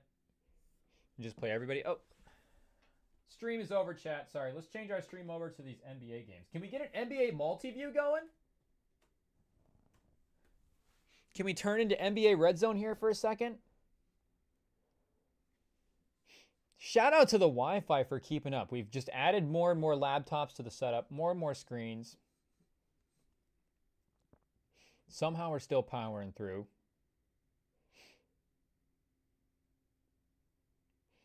Okay, I may have spoke too soon.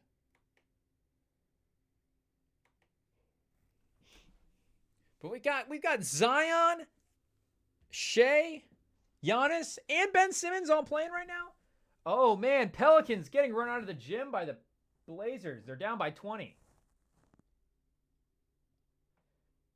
Can we get a try view?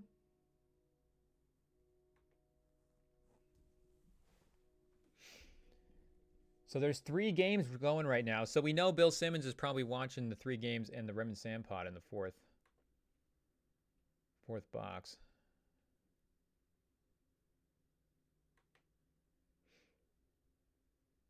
Let's see if we can go Nets, Bucks, and Hawks, Thunder here to close out the night before we get to Sunday Night Football.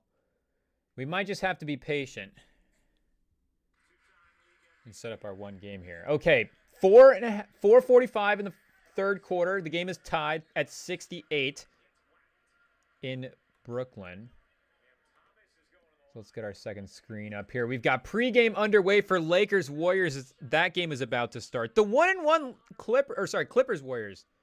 The 1-1 Clippers off their win versus the Nuggets. Okay, multi-view under. Oh. Sorry, chat. We're bad at setting up the streams. We just reset the multi-view on accident.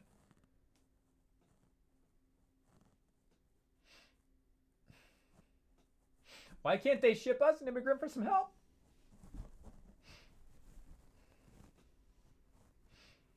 Is there a program where you can like...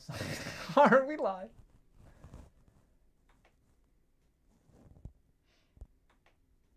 Chat, who's got the better announcer, the Thunder or the Hawks?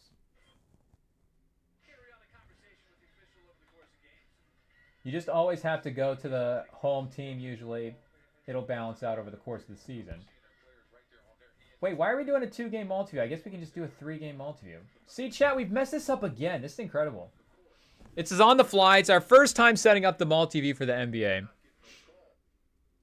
Well, not our first time doing it, but we just didn't think, oh yeah, well, we can still throw the game in the multi-view even if it's not close. We have the capabilities.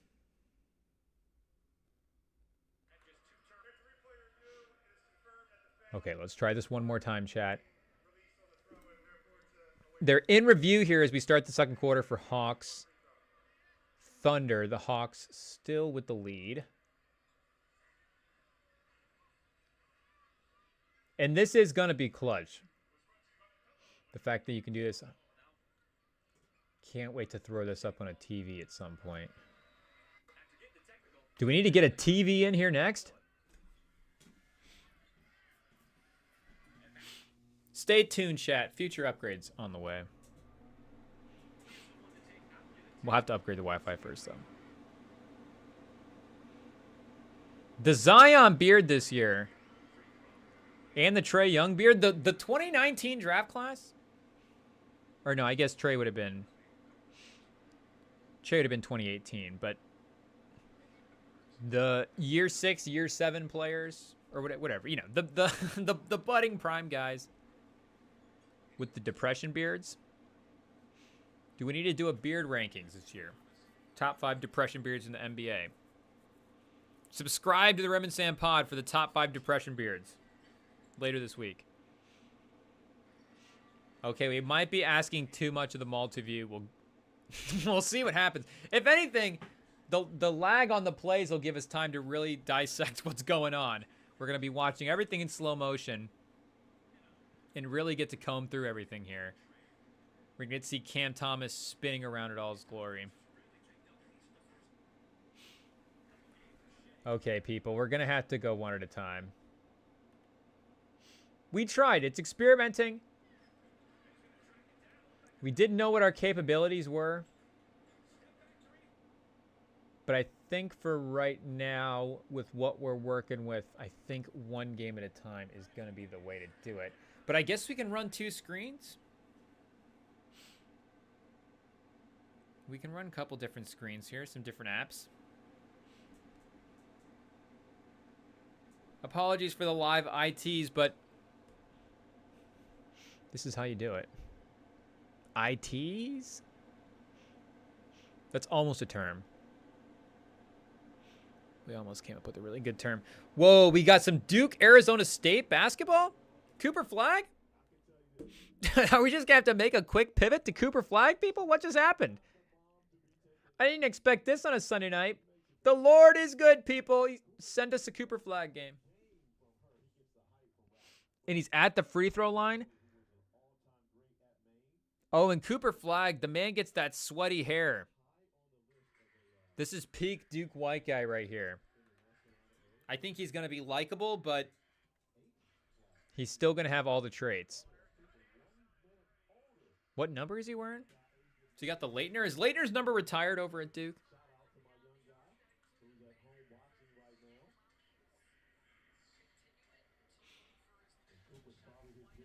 Shout out to the NBA for being back.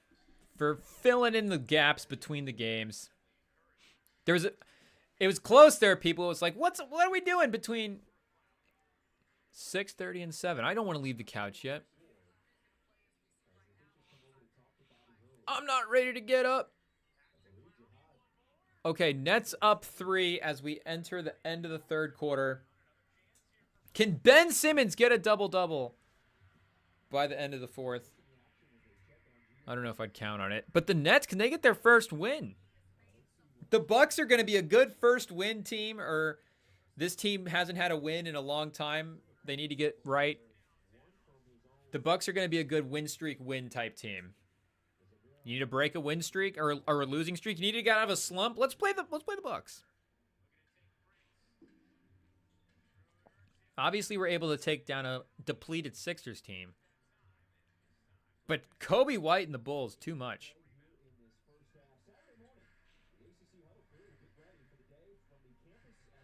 In Arizona State, is this got to be an exhibition game, right? Are we playing right now? Duke's not playing its season opener on a Sunday afternoon versus Arizona State.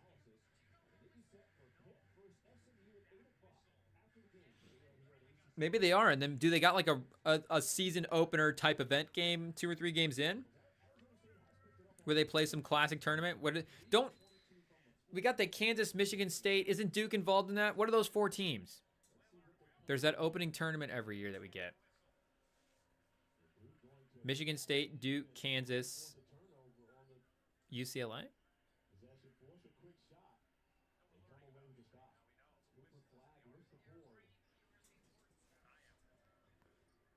And the first half is almost up here. We haven't got a Cooper Flag stat line. 7 points, 3 rebounds. We're in number 2. Was Kyrie number 2? Kyrie's 9 games were not enough to get his jersey retired. So they've got Cooper Flag setting screens off the ball. Easy lay-in. Is that Proctor? Is that Roach? Is Roach back for another year? Did they re-sign Roach? The Sun Devils almost ending the half on a make, but getting destroyed. Shout out. Not much going on there with 30 seconds left in the first half for Cooper Flag, but good to see him out in a Duke uniform running around. We know it's going to be a fun season of college basketball and a fun season of NBA tanking once we get some of those games and some of that tape under the belt. Wait, why are they showing Dirk highlights right now on NBA TV? I thought they were running one of the games. Okay, so we might actually be down to 1 screen right now. Are we going to alt broadcast an old Dirk versus Thunder playoff games? The Western Conference Finals Game 1? While we watch this Nets-Bucks game? It's about to enter the 4th quarter here. And as we enter the 4th quarter, I feel like I'm ready to talk about Shane Steichen. I feel like I've emotionally worked up to it. Because like I said earlier, it's tough. Times are tense right now. And Richardson was and is a developmental project. We knew that when we drafted him. We knew it was going to take some time to learn. But we also, had faith in Steichen and in the system that they were going to be able to do that. And the conversation was, you could see it playing out as, has Richardson developed enough as a passer to lift the Colts? But the last couple of weeks with some of the play calling and, Richardson had some plays today where he made some really great passes. And we talked about the cohesion. Like, it just doesn't seem like the Colts are really putting Richardson in a spot to succeed. And it seems like the question should now be like, are the Colts failing Richardson versus the narrative of would Richardson potentially be failing the Colts? Because Steichen took the blame last week for the offense. And some of the play calls, that interception in the 4th quarter where the Texans go down and score that touchdown, not a great pass by Richardson, but the play call was like, the curls play in Madden. It's like the 4 guys go down and just curl at the the first down line, and they're all just standing there, and there wasn't really any play to get any guy like super wide open. And again, it felt like throughout this game, Richardson had a couple of plays where he actually made some really great passes. In the offense, there were some drops. There were some bad calls where bad penalties where the plays were overturned. And it just seems like this season, nothing is aligning for Richardson to have these positive plays. And when he's actually making the good throws, like he had a 3rd down throw to Adonai Mitchell in the end zone. Mitchell going over the pylon, dropped it right in the bucket over 2 defenders. And Mitchell just was out of bounds. There was another play as well, too, where I think Mitchell had a big drop. And he hits downs on the 2 open big touchdowns. But it's like even the plays that end up being good for Richardson, something goes wrong. There's a penalty, or the guy involved is just not able to make the right end of it. And then you got Richardson coming back on the other end, will have his fair share of mistakes when the receiver is open and when there's actually a play to be made there. And I don't feel like my individual stock, like on any of these guys, like I still like Steichen as a coach. I still like Richardson as a quarterback. Like I thought, again, he showed some stuff with some of the throws today where you're like, oh man, it's in there, buddy. Like settle down. And you could see him today too. Like he was so rattled by the end of the game. This is what I'm starting to be worried about now, is just the combination of whatever is going on there is not going to start working out for him. And that's really what change of scenery becomes. I know you can make the moves to bring in different pieces in your organization and surround guys with different stuff, but there just becomes a mental aspect to of it where do you get to a place where you go, I can't succeed in this area? And, you know, we've seen that maybe with other franchises, you know, where we would say that maybe is like a poorly run franchise. And that would be in all sports too, not just football. We've seen that in basketball, you know, maybe more commonly in basketball with the way the guys can request the trades. But the Colts would be in that position now. And again, I don't think it would be like this team is a disaster. This team is, the defense played well today. The corners were able to make some big physical plays to stop the Texans on some big third downs. But is this going to get up to a place mentally for Richardson where he's looking around and going, I'm not having success with the pieces that are here, and I'm just not going forward. The history of that is not here for me. And I'm really worried that Richardson's second marriage is going to be a lot better than his first one with Indianapolis, because I still see the talent in there. And I think a lot of this stuff is mental, and a lot of this stuff is just play calling and putting him in a position to gain confidence throughout the game. Let's get him some easy passes. I thought early in the game there was like a screen. There was some good stuff going on, but Steichen just hasn't been able to put together a start to finish, I think, great calling game in a while.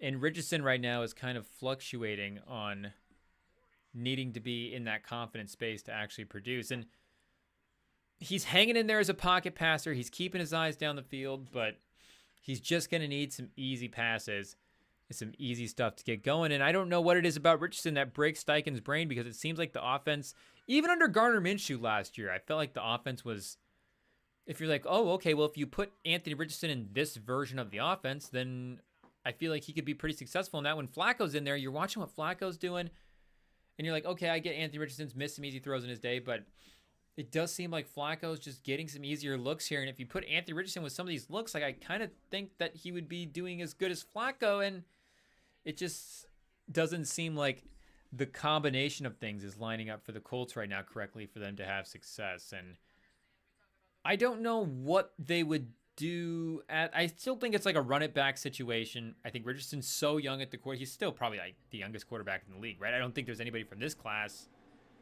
at least from the main starters. I don't know what Rattler's. And Rattler was like a 5-year guy. Rattler was in college for a while. So Richardson is still so young at the quarterback position. And Steichen, I think, again, is still a coach that you feel good about. And they're 500 right now. It's not a disaster season. It's honestly like kind of impressive for where they're at. But it's still in run it back territory, but it's definitely in a position where I don't know if it would be, I don't know if there's a path to choose, which one is proving to be the better path. Because I think, for a while there, we knew what Richardson's skill set was and what the physical package would be and what he brought to the table. But again, Steichen, I think his value as a coach, it's like he might actually be a guy that can bring the best out of a quarterback. And maybe if Richardson's not the project long term, like Steichen could be like a real franchise guy. But the last couple of weeks, he's not earning the trust of the fan base. That's for sure. I don't think there's going to be any dramatic stuff. We're not the Philly fans, I don't know if we're going to be calling for our guy's head, but it is going to be like really watch and see what he's doing with Richardson over the next couple of weeks here. I know the schedule is not the easiest, but we get the 2 Texans games out of the way. And the Texans, once again, the offense just limping along. I know no Nico Collins is going to be the big thing for them. But they were able to really control the game against the Colts in the first one and not able to do that here in this one.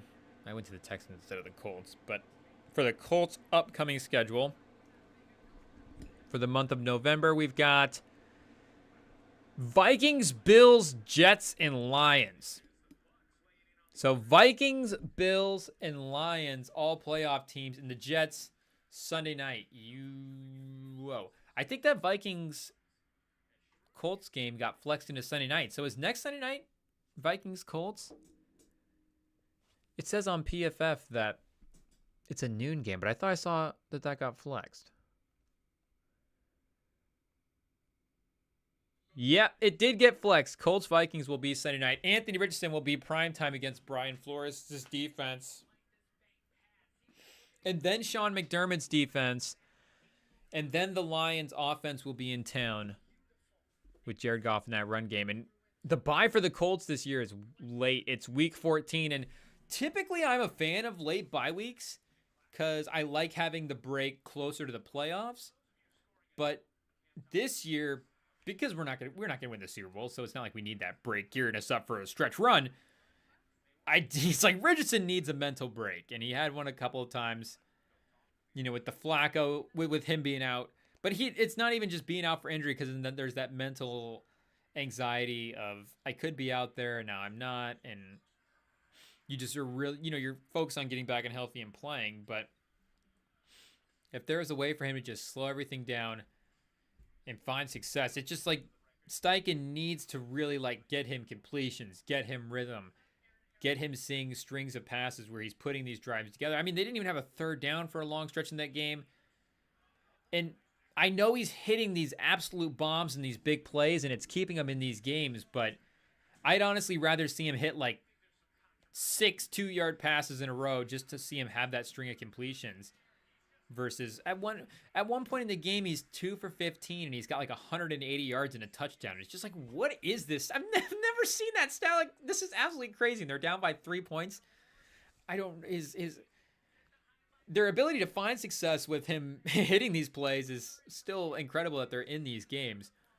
But he needs to see consistency over a stretch of games because, he had one play where he's running around, he throws it, it's dropped, and he's visibly yelling and just very frustrated that it's man, the one time that and I'm sure some of that is frustration with himself, that it's you're frustrated that they're not able to make the play, but it's, I guess if, you're doing therapy level subconscious stuff, it's you're probably frustrated that that's the one time that you've made a good play the whole night as well too. So it just needs a good game, a good stretch of football, and some mental wins for Anthony Richardson. So I think a lot of it is, we know it's not necessarily the talent and the physical ability, but settling down, taking what's there, taking the easy stuff. And I don't know how Steichen is able to, as non-football coaches, as dumb couch guys, I don't know how you'd able to coach him to just program him to take that easier stuff more.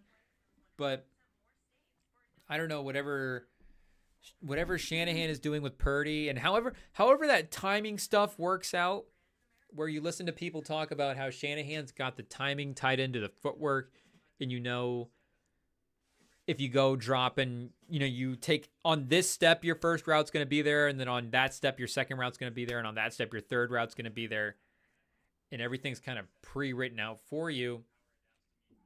And just having that kind of script out there to help a guy like Richardson along, it's he needs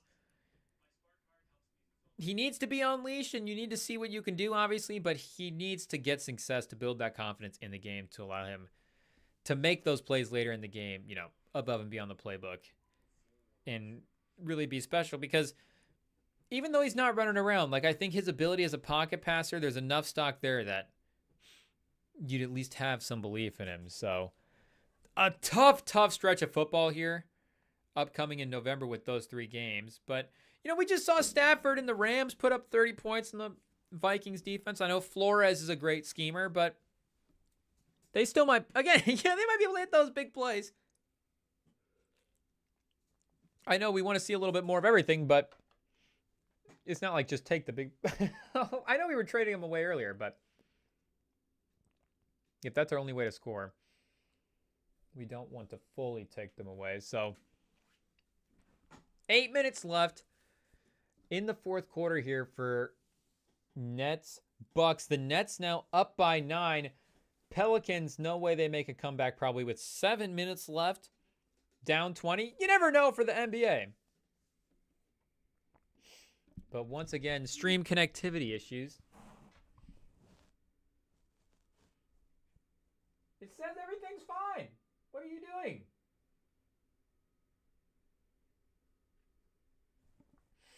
Well, refresh anyways, just because that's what you want.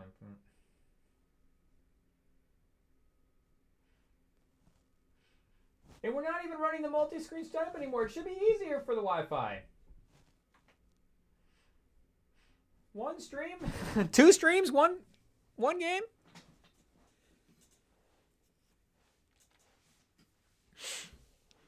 The league wants to keep Cam Thomas unnoticed for some reason. Is the league blacklisting Cam Thomas? Why is these games not loading anymore? I guess we'll have to switch to the alt screen, people. One last tech pivot. Because we know this one's going to work.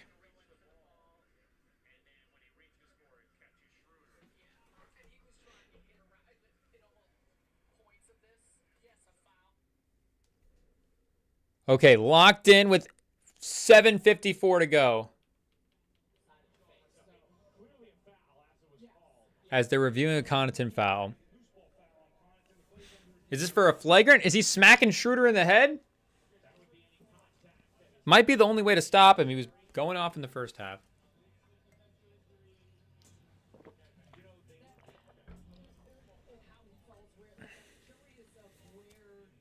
Can we do multi-view on this? Excuse me, people. Too big of a drink of water there.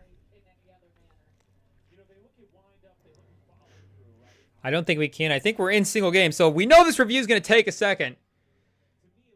Let's go back. Hawks, Thunder. Hawks keeping pace with the Thunder.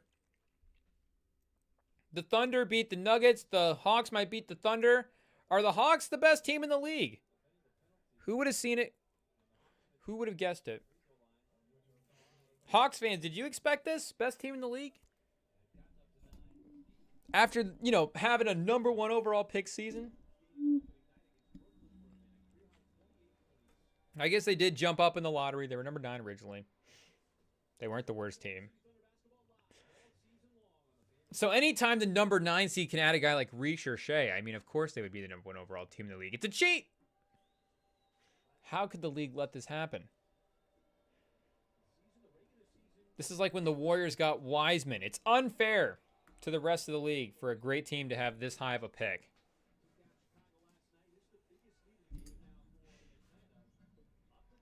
Atlanta pushes it to double digits for the first time here.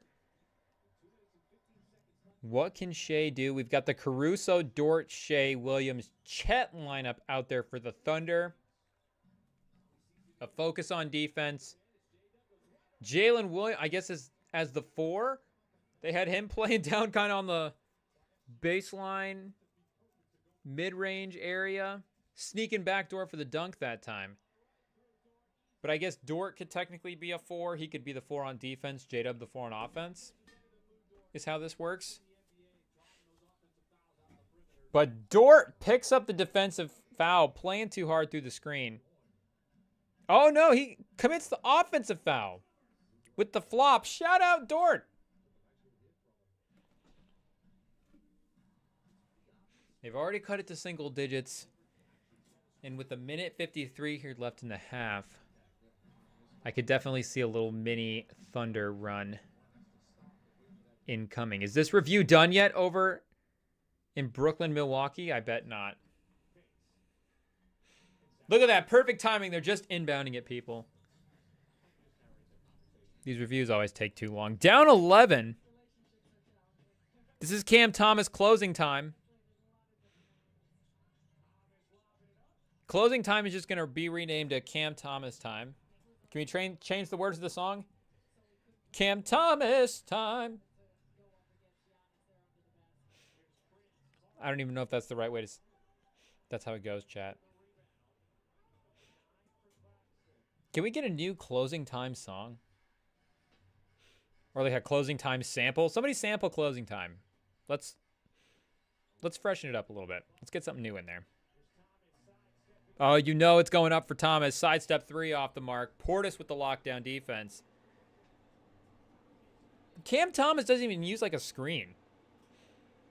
This is pure one-on-one. Like Harden, at least it's like, I want the screen. I want the two-man game. Same with Doncic. It's pick and roll with the shooters, and then you have that element of the roller. Like you need the other guy with the one-on-one to get the defense off balance, and it's like that threat of that other guy helps the ball handler as well too. Cam Thomas says, I need no help. One-on-one every time. Only ISOs for Cam Thomas.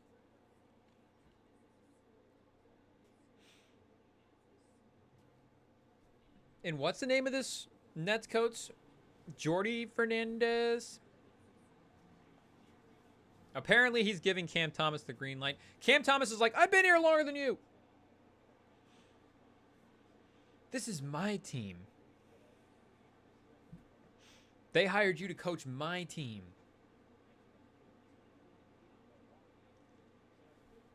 Giannis just towering over Dennis Schroeder. Giannis is Giannis has like the most superhero-like walk of any NBA player. He's always got that just did back day sort of strut going to him when he goes to a free throw line. And Giannis used to be skinny as well too. So if all the guys that have actually, you know, if we're talking the superhero have like done the transformation, Giannis would have had the transformation. You know, you get a guy that's been muscular his whole life. It's just how he walks around. But Giannis, of course. The roided up Giannis. What would Giannis look like if he was just a normal dude who didn't go to the gym? Would he still be like super skinny? Or would he be like skinny fat? Would he be like tubby beer belly Giannis? What would a 6'11 beer belly Giannis look like? What would 6'11 Mahomes look like, you know?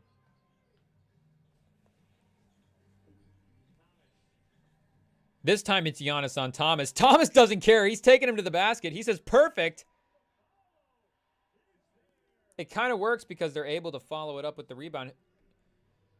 Okay, we're going to have to look this guy up. Another, who is this guy? I guess here, let's just look it up here. So this way, chat, you guys can see it too. We'll expose who we're looking for. Oh, geez. I'm an idiot. Black score.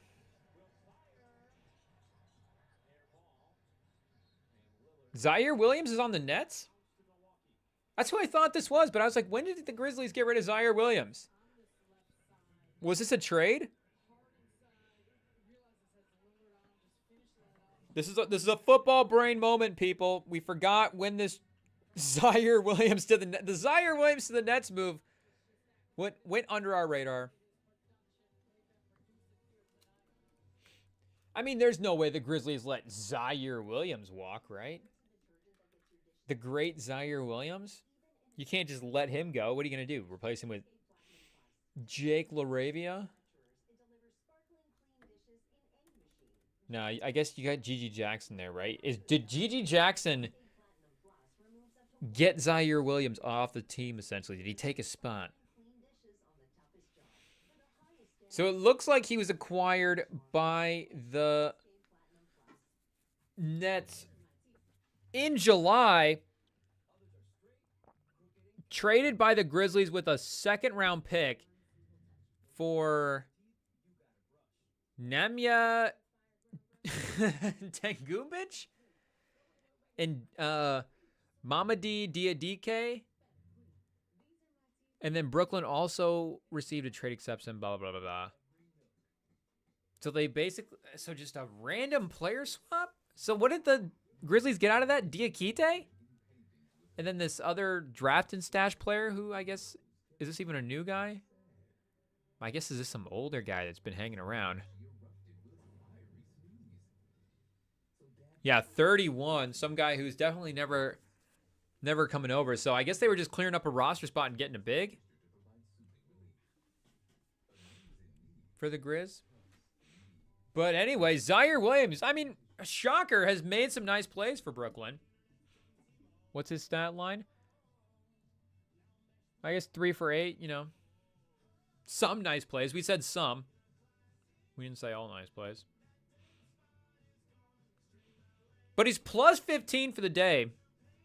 So the bench has also been all super productive. Ben Simmons with a minus 11. They're up 15. And Ben Simmons is minus 11 for the game. Dame 1 for 6 from the three-point line. The free throws keeping him in it right now at 10-10. But the win probability for the Nets through the roof, 99.3% with 6 minutes left. Wow, blowouts all over the place, people. People trying to get home early on a Sunday. Sunday night. Oh, holy cow. The Sunday night game's about to start. I didn't even realize we're in that spot yet. Time flies by when you're having fun, chat. Another NFL Sunday nearly in the books. Another Rem and Sam zone winding down. What do we got? 6 minutes left? I guess we can miss the start of the Micah Parsons less Cowboys for the end of this game. I guess we could double screen it again, but we're locked in, people. It is down 11, though. This game's not going to be much for long. So we're final for the rest of the slate of the games. Bryce Young, 24 of 37 for 224, 2 touchdowns, 2 picks. A 76.9 QB rating, which Bleacher Report, as you guys know, does the little emojis for the QB rating. And Bryce Young, he's got the thinking emoji. I feel like a couple of times that's been maybe a poo emoji. But the thinking emoji is an upgrade. So, yeah, Bryce Young on the road against a tough Broncos defense. Hanging in there. That touchdown he threw earlier in the game, he had a play before that where it looked like for sure he was going to get sacked and snuck out of it and then just threw the pass off in the back of the end zone. Would have been a great touchdown. Would have been easily the best play of his career. But still seeing him slip around, you're like, Bryce Young. Maybe he's got something. Cowboys-Niners about to start. Giants-Steelers tomorrow night. Steelers -6 versus the Giants. Man, Russell Wilson, they're just locking him in for a great performance. And the Giants suck as well, too. But 6. Dennis Schroeder continuing to kill the Bucks. He's about to push this to 20 as it's 86-104.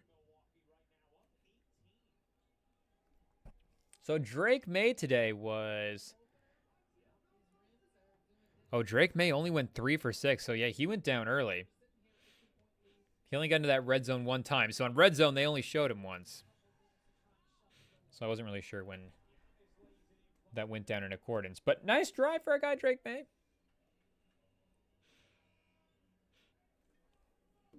Sometimes, doesn't always last long. But it's good. It can be a good performance, even if it's a short one, for your quarterbacks.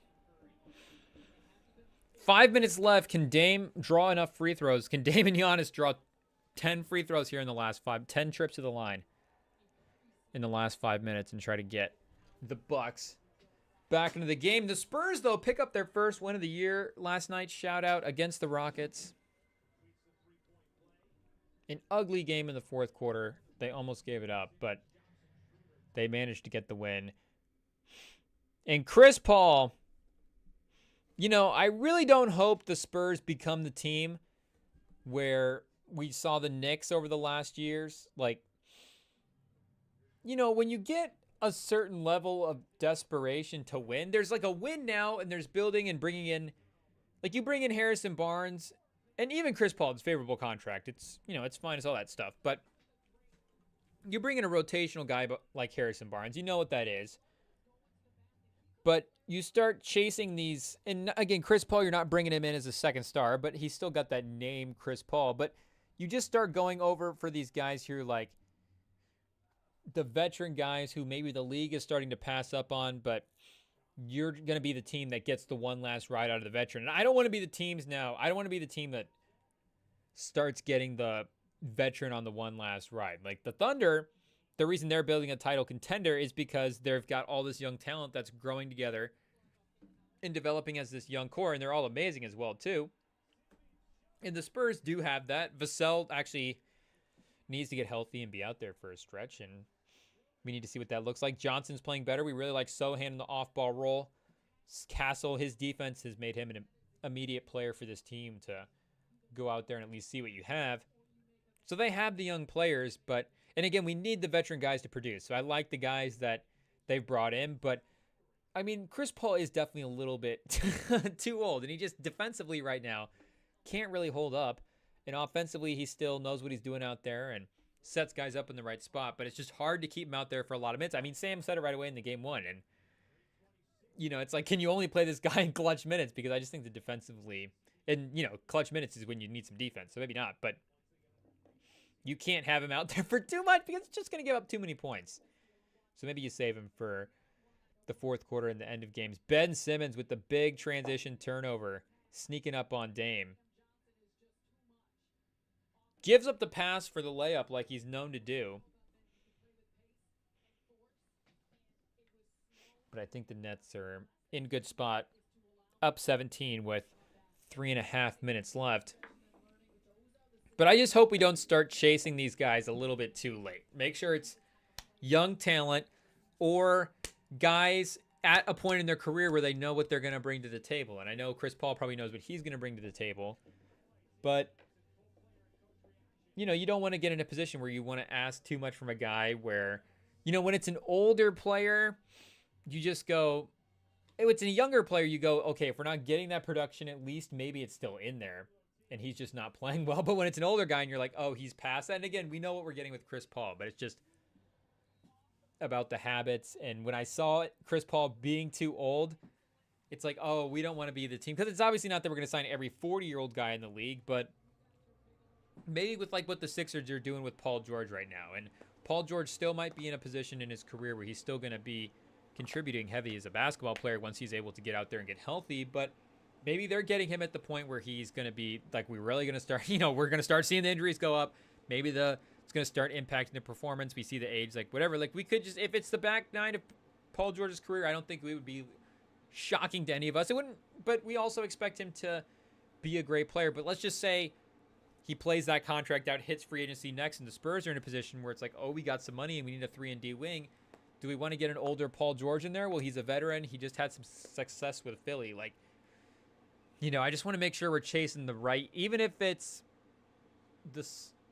the secondary players where Chris Paul, if he turns out to be a secondary, you know, unit type guy, maybe not a final fight guy for that team, this is fine because it's a young team. We're not really trying to be a playoff team. If we are, that'd be amazing. But, you know, we still have the draft picks and still maybe I just need to be patient. The 25 draft is loaded, and Brian writes like, we need the one more year and we get another star player. We're really going to be loaded because you've got to work around this new CBA too. Having the high-end talent on the high draft picks. Like the Thunder, you know, Chet was the number 2 overall pick. I know Chet was a higher pick than Shea, but Chet, Jalen Williams, all these guys were top-end picks. They hit the picks, absolutely, but these guys were high-level talent in the draft, and they're living up to that talent. So you have to have, you know, Tatum and Brown. You have a 3 and a 3 and a 3, both number 3 overall picks. Drew Holiday was a lottery pick. You know, Porzingis, top 4 pick.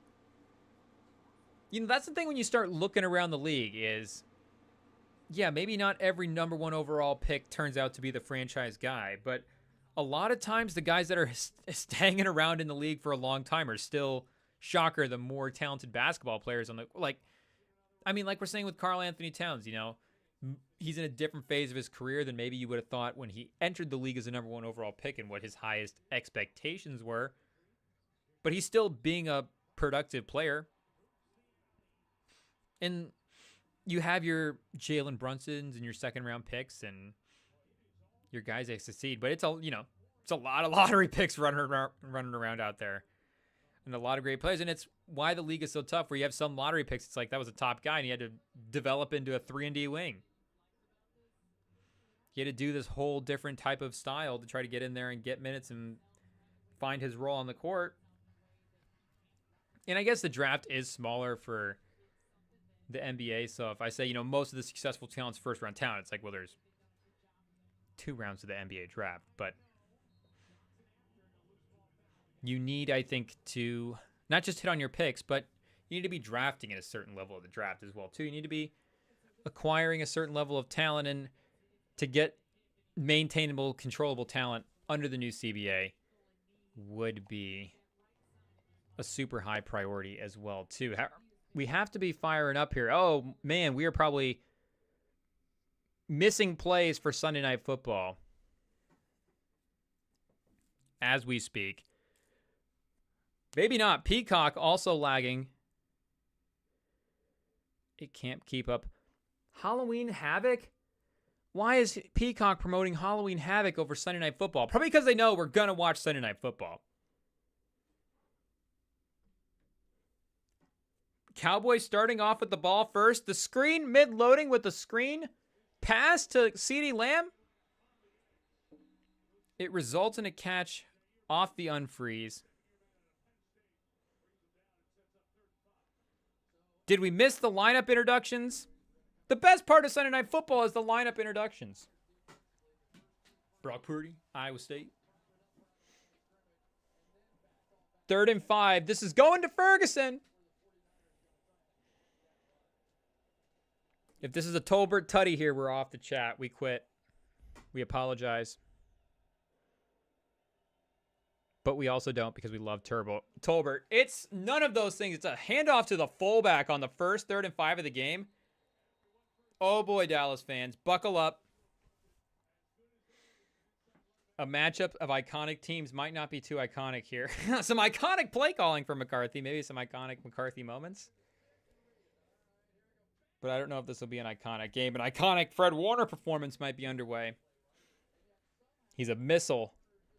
Gets in there and stops the run. A run to your fullback. Isn't that like a 4th and short type move? Do you do that on 4th and 1? 4th and inches? 4th and 5? Are fullbacks known for picking up chunks of yardage at a time?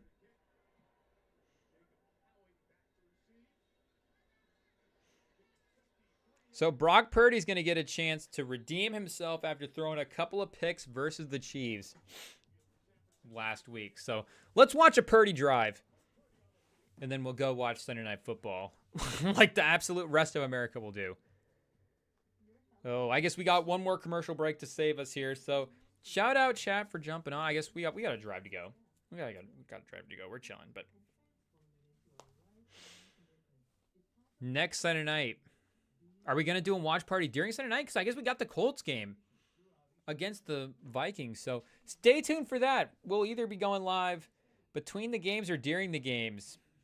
Maybe we could get Sam for that one too. Watching Anthony Richardson live. The death of the Colts on Sunday Night Football next week against the Vikings. Sam, will he show up to his wedding? But he will show up to the death of the Colts on Sunday Night Football. You know how it goes. Shout out to our guy Sam as well too, as he announced last week, or I guess technically last week, but last stream. The boy is engaged now. The boy's a man. He became a man before Drake. Got the ring. Got the marriage. Sights set for next year. And once he announced it as well too, we lost a couple of subscribers. So I didn't know we had some people out there, I and Sam, like that for our subscribers. But we should have known he's the most eligible bachelor in the sports media space for certain. I don't know. I guess, Stephen A., Cowherd, those guys are technically bachelors, but they're also, the content is good, but you're not getting the best years of Stephen A. You're not getting the best years of Cowherd upcoming. You missed all the prime years. Sam is entering his prime, people. He's got the best years of Sam to go. So, he's got to be the most eligible bachelor. If we were doing a sports media bachelor house, the man would have won it regardless. So at the end of the day, he's the one that boss is on top. But now he's locked down. Maybe Shannon? Is it Shannon and then Sam? I think, no, our guy Sam still is number one. Shout out. But we'll see if he's on next week for the watch party. And we know those subscribers will be back as well, too. They're just bitter. Bitter that our guy's off the market.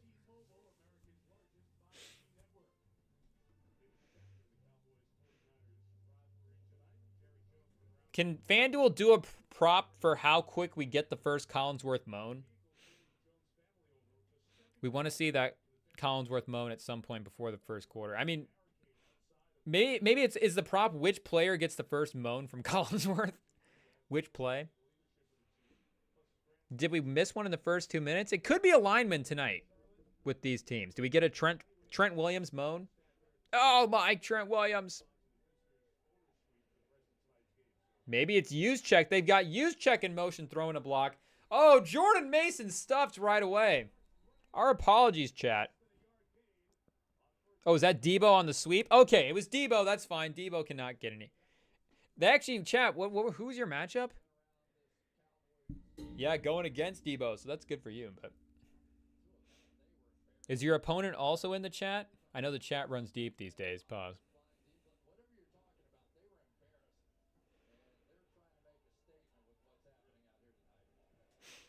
Debo in the backfield, back-to-back plays. So Jordan Mason completely benched for Debo Samuel. Unfortunate. Sorry about that. And Pearsall gets the connection. I mean, we were debating it. And gets it through the holding. Oh, Pearsall might have been the right pick. It is what it is. You live and you learn. It's not our team. Our lineup accuracy continues to take a hit, not for our own team, but for other teams as well. Sets them up for a 3rd and 1. Purdy, the tush push, but it's going to be a flag.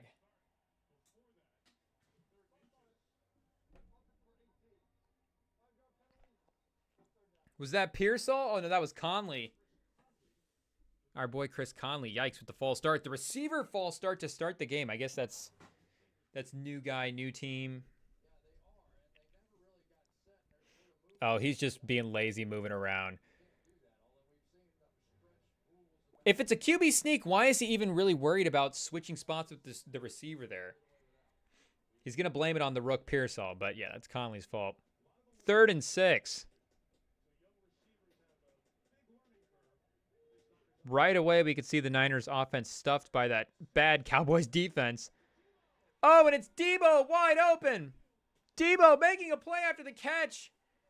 Getting the Niners down to the 36. Purdy connecting with his favorite guy. So Debo might be a stricter challenge than you thought. Unfortunately, Debo is the only one getting positive yardage for the Niners at this point. That should probably be no surprise. Though the Kittle usage does stay the same. Which is interesting, of course. Kittle led him in receptions last week, but he could have had 10 receptions after everybody went down. Why not just feed it to Kittle the whole time? So there's Mason, 4 yards off top. He's just going to keep the ball chugging. Okay, we get the lineup for the Niners. We got some of it.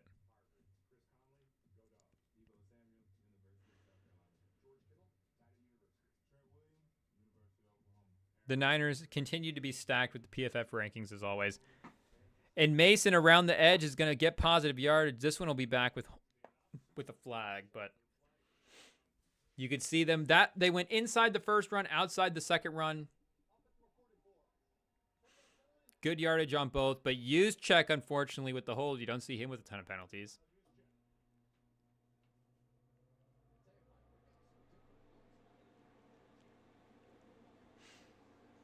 Oh, man. Spot fouls. Second spot for the Niners.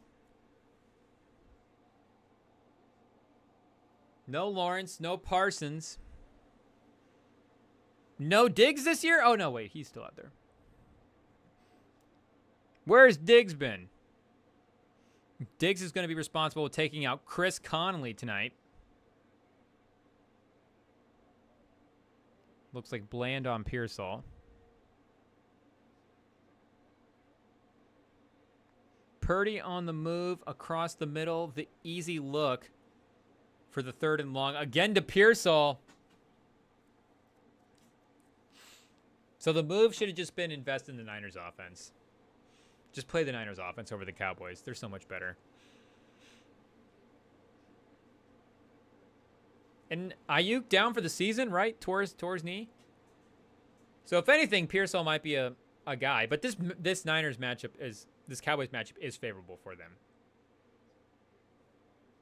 So he might be a guy that at least is in the mix now for your rotation. If you have another flex mix, you can't be mad about that. And on 3rd and 10, it looks like the run, and they're going to end up settling for the field goal. So shout out to another, Sunday afternoon, Sunday morning-ish of football. The red zone slate.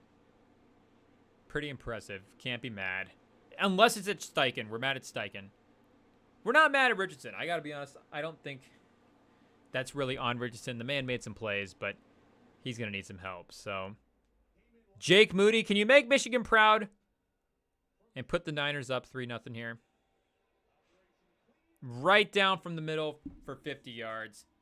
So, we'll go lick our wounds as a Colts fan today. I thought going into the week, there was a second there where the Spurs got killed by the Mavs in that opening game. And it was like, oh, man, the Spurs are going to start this season. It's going to be rough. Michigan's playing Michigan State this week. We just don't know. They could get upset. The Colts are probably going to lose. And it's just going to turn out to be a disaster stretch here for all our teams. But Spurs get the win versus the Rockets. Michigan beats Michigan State. And, well, the Colts weren't able to pull through. But there was some happiness for the other teams. And we're not feeling as down as we could. But we will go enjoy this Sunday night. I hope you guys do the same. And we will be back as well, too. I think we'll be back tomorrow. We've got the Tyler Creator, the album, tomorrow. So we'll either be back tomorrow or Tuesday reacting to that. We've got the Spurs playing Wednesday. We've got picks. We've got streams on streams on the way. So you're just going to have to subscribe. Stay tuned. See what we're up to. We're here on YouTube. We're over on Instagram. We're at TikTok. The audio versions of the streams are all available.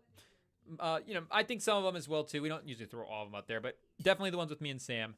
And, no, actually, IT says they've been throwing all of them up there. So we'll go ahead and say that you guys should just go ahead and subscribe to that as well, too. But I think that just about does it for today. So thanks for jumping on, chat. It's been fun. It's been a pleasure, as always. And we will be back sooner rather than later to break down. Tyler the Creator's up next.